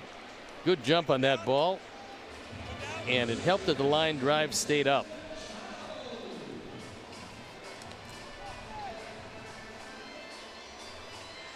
One down for Dixon Machado, who drove in a run last time up in that 2-run fifth for the Tigers, and a well-pitched game by Hardy and Shields so far. Been a rapid game to this point as both guys are getting it and throwing it, and for the most part throwing strikes. James has had a couple of bobbles in that. Hardy has thrown it consistently in the zone. And if this is a tryout for Blaine Hardy for future rotation looks, it's a winner. Yeah, you would think that he was very much a man on a mission today, setting out to show Ron Gardner that he could get it done. A majestic fly ball to left. Trace Thompson for out number 2. Watch every out-of-market regular season game live or on demand at home, in the office, or on the go with MLB.tv. Your subscription includes MLB at Bat Premium, which allows you to watch live baseball on your favorite supported devices. Blackout and other restrictions apply. Visit MLB.tv for details. It's a good shield from the sun. There's a good Shields with a first pitch for a strike. All things considered, he's been pretty good today. Giving up just 3. He's had a couple of trouble spots, but he's worked his way out. Could have been much bigger innings in both the 2nd and the 5th. 1 and 2 runs scored respectively.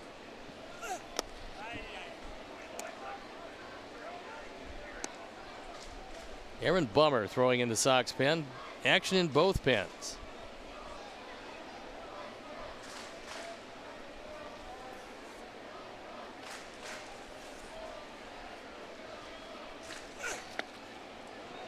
At 78, Martin couldn't find it. 1 and 2. There you see the head-to-head pitching matchups, and Hardy has been outstanding today. James has been good.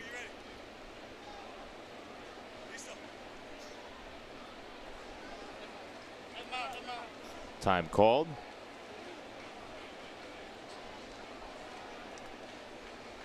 Shields had 1, 2, 3 first, third, fourth, and sixth. And now the seventh inning. Curveball City for Leonis Martin. To the eighth we go. Sox need 2 or more.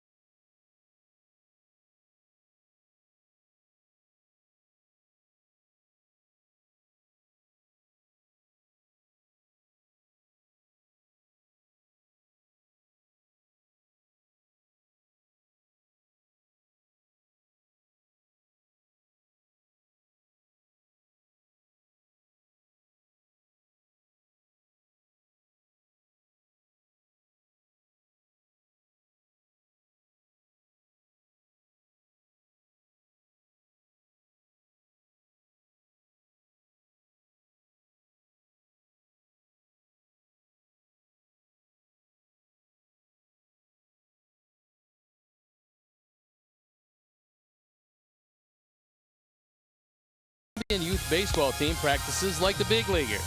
Chicago teens get a once-in-a-lifetime experience in Kansas City and the art of the stolen base with Tim Anderson. White Sox All Access Tuesday at 8:30 on NBC Sports Chicago.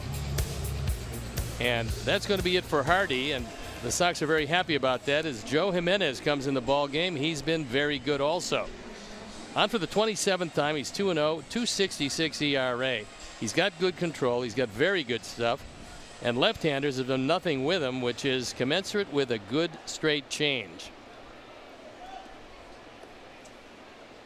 He'll face Trace Thompson first, then Omar Narvaez and Tim Anderson in this eighth inning, and Blaine Hardy carries the Tigers through 7. Jimenez, strike 1, down the pipe to Thompson, who's grounded out twice to third base. 7 innings, 1 run, 3 hits with a walk and 6 strikeouts. You can hardly throw better than that.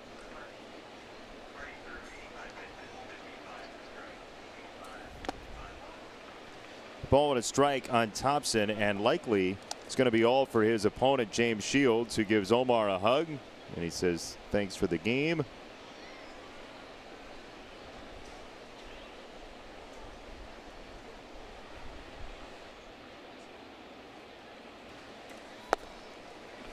Breaking ball 1 and 2 on Thompson.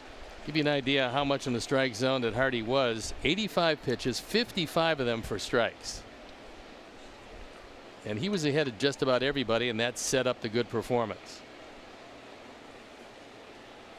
Only walked 1, and that guy came around to score. It was Tim Anderson with 1 out in the third. Yolmer drove him home on the triple, and the left-hander out of the state of Washington, Blaine Hardy, was outstanding. Well, he worked very well with Griner behind the plate. Didn't seem to shake him off too much. Upstairs at 96, 1 away.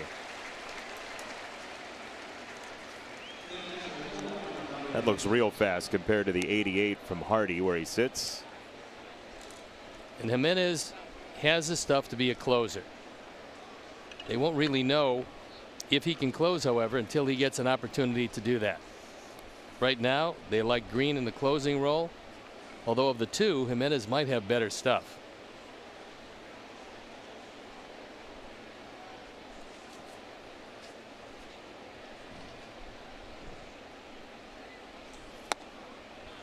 Omar normally takes first pitch. He does there. Strike 1.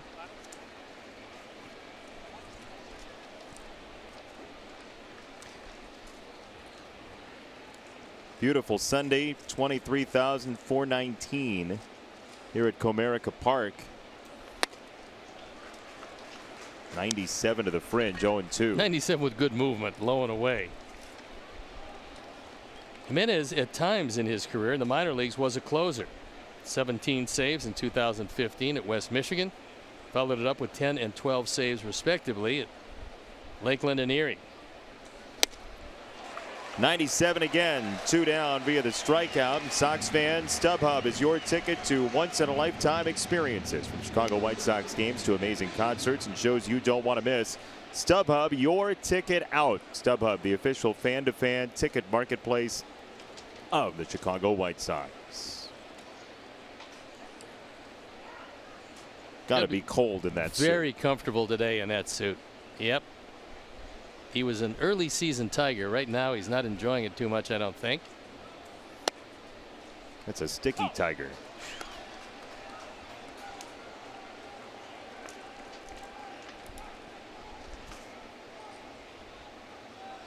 Good slider on the first pitch to Anderson. Jimenez has just terrific stuff. He's all over the strike zone, and not only the zone, but the fringes of the strike zone. I mean, look, 27 appearances, he's walked 7 guys. So you got to figure he's pumping strikes.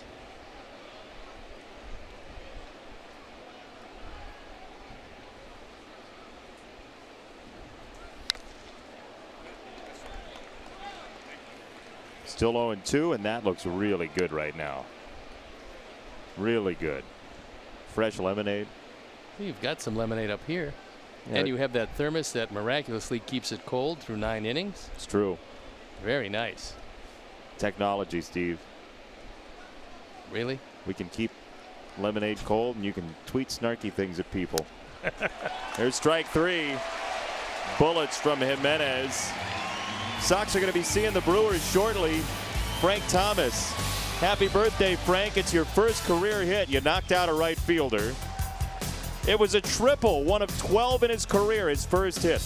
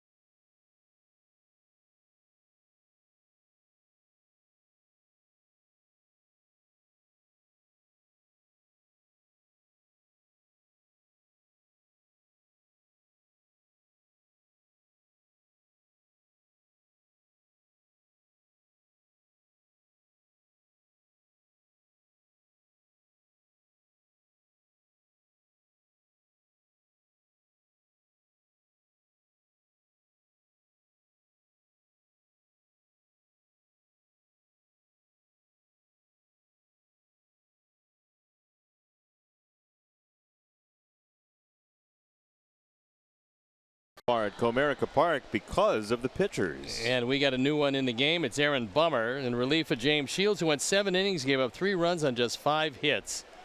3 walks, 4 strikeouts. He was very good. Blaine Hardy was better. And there you see Aaron Bummer on for the 24th time. That ERA keeps shrinking. One more good inning, he'll probably be below 3. It's a really nice second season for Aaron Bummer in the major leagues. Well, the sinker was good enough. He just wasn't throwing it in the zone, and yet The Sox had a lot of confidence because they looked at the stuff. The stuff was very good. They knew if he could get in the zone consistently, he would be tough to hit. And he got off a little shaky the beginning of the year, but now the control is there. And now he's become a very good left-handed option out of the bullpen. Sox with 3 lefties out there, and Bummer and Fry have been 2 of the best pitchers in that pen. The one thing here is he's a sinker baller, and you got a dead low ball hitter up. So you make a decision. Can he hit your strength, or do you go to his weakness, which is also the weakness of Aaron Bummer? You could sink it high. Yeah, it doesn't sink that well up. I mean, it's a good thought. If you could harness that pitch, like start it at the Old English D and break it to the waist, that'd be pretty effective. Sinker up in the zone. Why not? High sinkers get pummeled, but yeah, it's a good idea. 2 balls and a strike. Grounded foul. 2-2. That was a good sinker. That one just disappeared, and by the time Castellanos, who recognized it at just above the knee, that ball actually was below the calf. Right about ankle high when he swung at it, and he can only catch top of the baseball. Bummer and Jace Fry, very close friends, who've been through the minor leagues together, and good to see them both flourishing in 2018 for the Sox. 2-2. Upstairs, 3-2. There's an example of going to a pitch that is not his strength, but the weakness of Castellanos, which is a high fastball.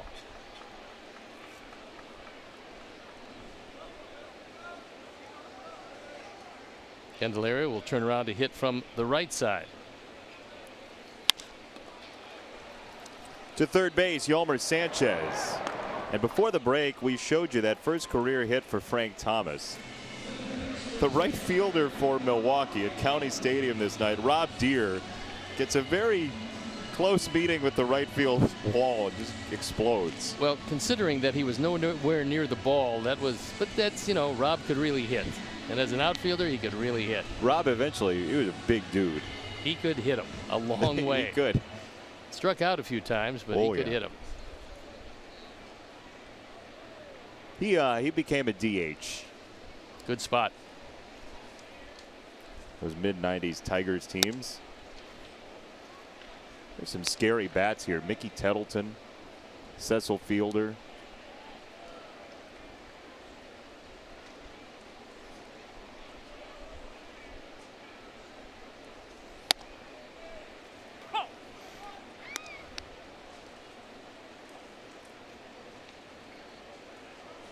Candelario turns around from the right side, where he hit 2 home runs against Hector Santiago, first 2 times up in yesterday's game.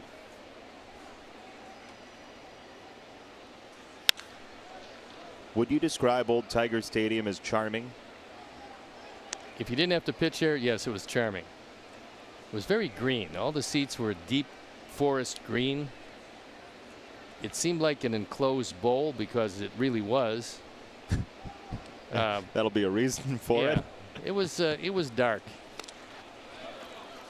Strike 3, but a base runner. It gets away. Candelario with his second strikeout and his second time on base.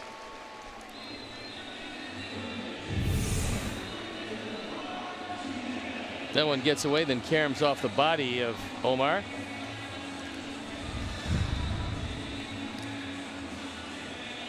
That one sets up a golden opportunity for a double play, because if Victor hits it on the ground, he's not going to beat it out. You don't think? Not a chance. Of course, he loses a step from the right side, which wouldn't matter. He could hit it from either side and it wouldn't matter.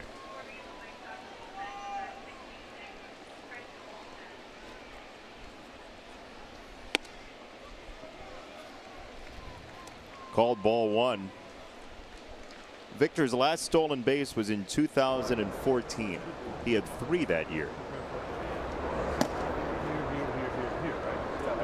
That was the year they banned catchers.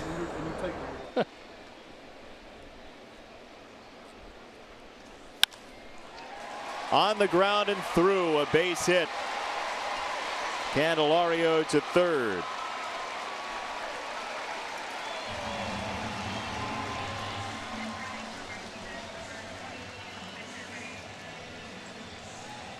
And now a pinch runner for Victor,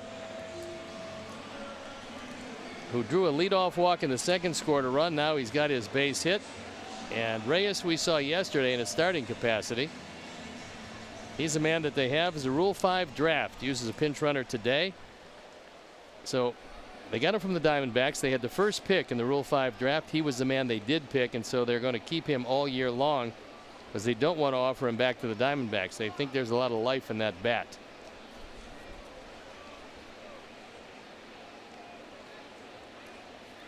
Throw to first on Reyes. He had a stolen base yesterday after singling in the second inning. He promptly stole second.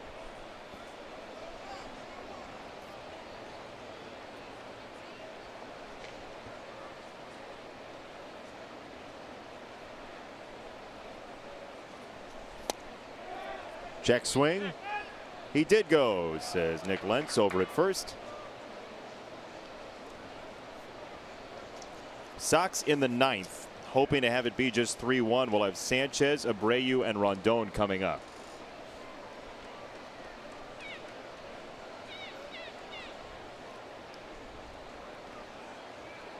Sox have the right guys if they can shut the door here. And one ground ball would go a long way toward ensuring that there'd only be a 2-run deficit heading into the top of the ninth.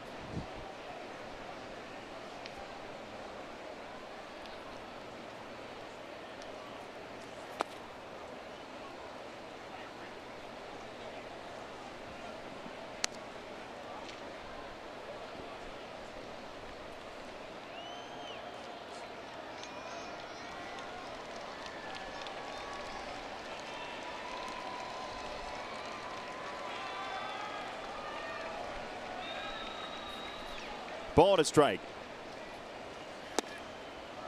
Inside, 2-1.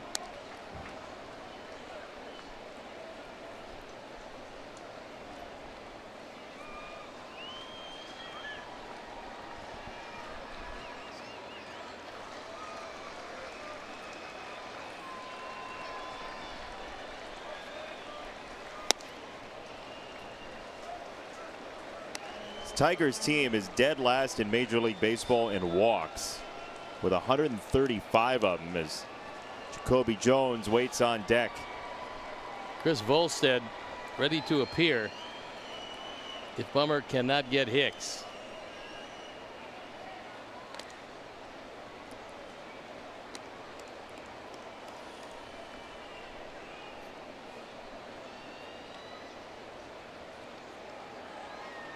Double play still available with that sinker from Bummer. 3-1. Clipped foul, 3-2. Now Reyes gets a head start from first. If he wants it.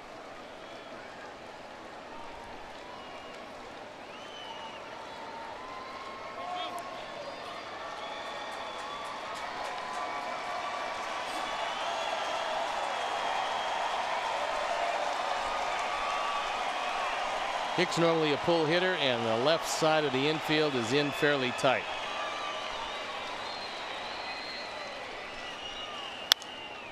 Fouled away. Reyes was holding at first.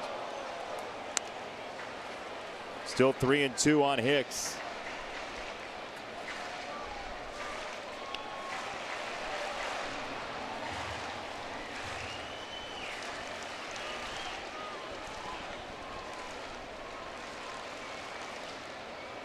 Working Bummer hard. This is pitch number 7.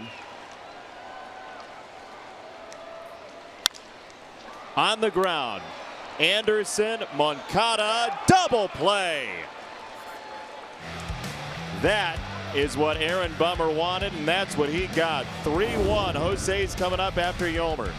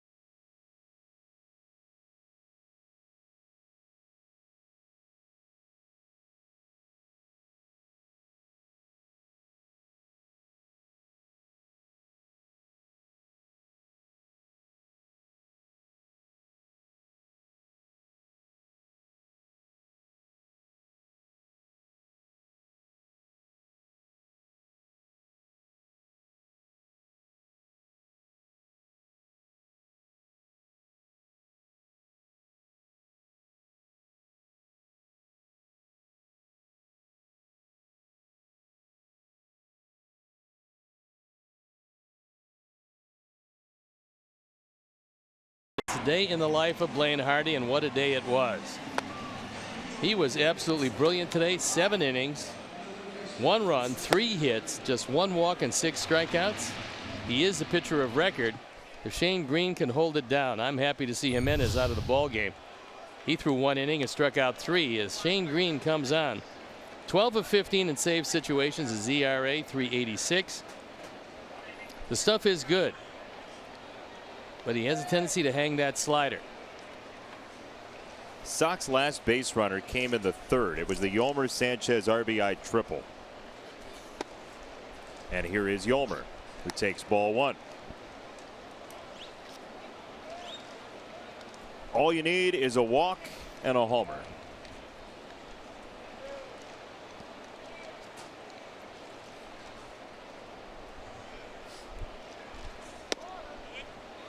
Called a strike, 1-1. Ball was just off the plate. Looked like it might have been a cutter. Got the benefit of the call from Pat Hoberg, who's had a good game behind the plate.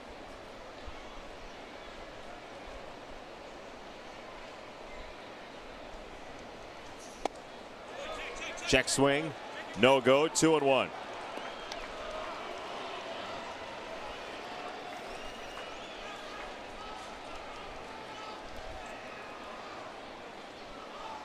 A lot of sunlight today.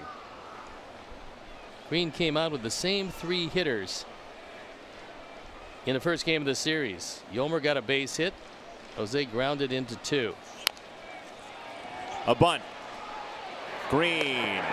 High throw, but on target, 1 down. Good idea, but if he gets it anywhere but that cutout part, because it became very bouncy, it was on the dirt surface, and Green was able to get to it quickly, just barely getting Yolmer. If this is on the grass, he's got a good shot, and that's a well-executed bunt. But one of the few parks in baseball with that cutout, and the ball actually accelerated, picked up speed, and Green got him. By 1 step. Jose Abreu, 2 ground balls and a strikeout today after a 4-for-4 yesterday.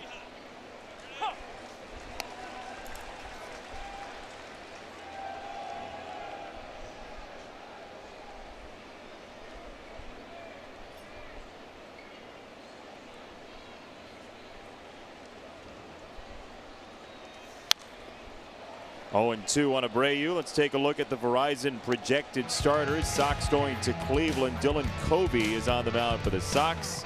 Adam Plutko for Cleveland. Both of these guys threw brilliantly last time out, so that should be a good pitching matchup. Dylan had a beautiful ball game, and Plutko took a no-hitter late into his last start.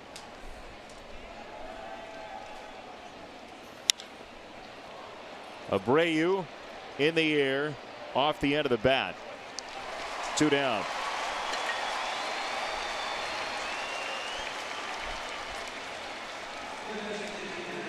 '21 straight. Deep 6th by Tigers pitching in the game. Hardy, Jimenez, and now Green. And historically, Sox have had trouble with soft tossing left-handers, and today was no exception. 7 innings, 1-run ball for Hardy. Green just misses ball 1 to Rondon with Polka next, so there is some home run potential on deck.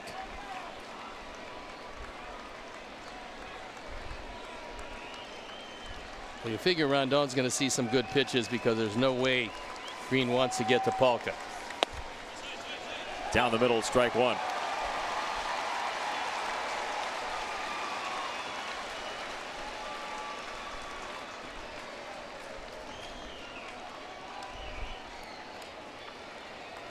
Two-run 5th inning as the Tigers in the lead. That slides in for strike 2. He used to mix up his pitches a lot as a starter, but as a reliever, it's slider city when you face him. He's thrown 3 of them, and he shakes the fastball to the slider. 1-2. There it is. Rondon fouls it back. That was the first hittable slider that Rondon saw. That one was up in his eyes, and it was a mistake that Green got away with. Young Tiger fans and a young Sox fan. Contrasting viewpoints. Winner gets the series. Each team has won one. Ball and 2 strikes from Green. Slider in the dirt.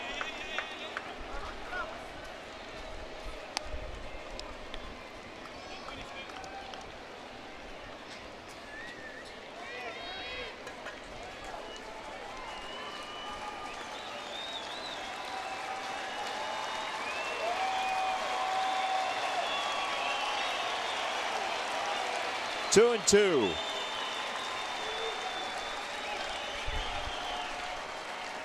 That looked like a curveball. Rondon slugs it to left field. Jones at the wall. It is gone.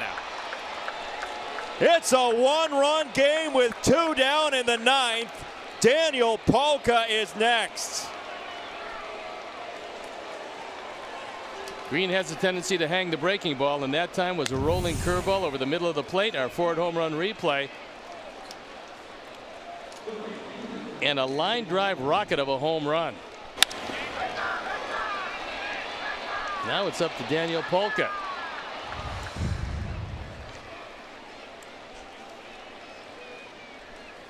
Third home run for Jose Rondon, and with that, another generous donation from the Alex Snellius family in loving memory of Ursula. And Daniel Polka, who's hit the ball so hard in this series, trying to get one up and out against Green.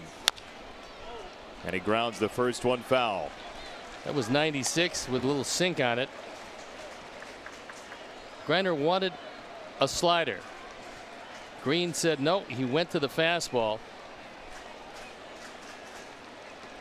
Daniel can take the ball out in left center. You figure that Green's going to try to stay away. But it's another slider, back door, outside corner. Missed, 1-1. That was a good call, because where Griner caught it, some umpires would have given him the benefit of the call, but that one slid around the plate.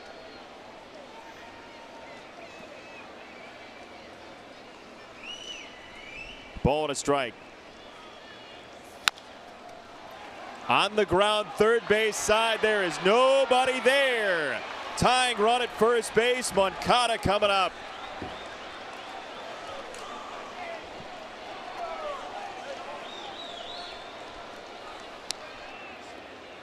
And now Polka's going to come out for a pinch runner.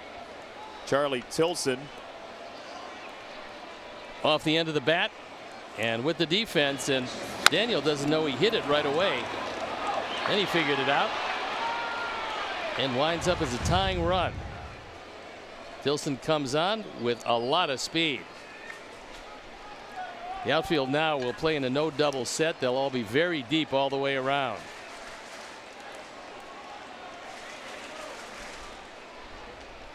Yohan Moncada on his birthday takes a strike.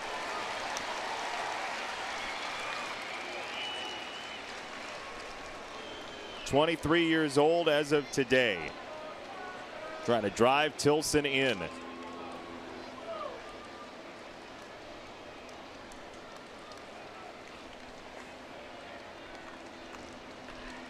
Oh and 1. Tipped into the glove. 0-2. Career against Green. He's seen him twice and he hasn't liked what he's seen. Now Yuan's got to check it up. You figure a breaking ball down. Safer pitch is a face-high fastball, but I'm not sure if Green trusts himself up there.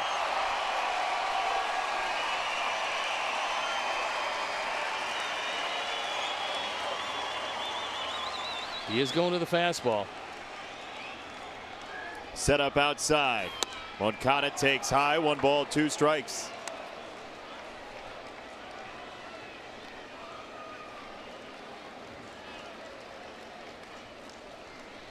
Well, if he trusts Griner, and I'm not sure how much he's thrown to him, he will bury that slider.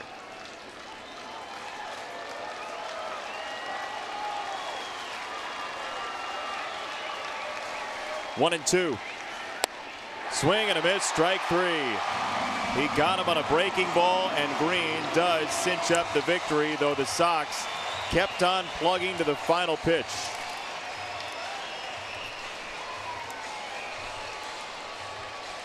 Great pitching matchup. Yeah, well-pitched ball game all the way around. James Shields, a tough luck loser. Green just had enough to get by. That slider was over the middle of the plate.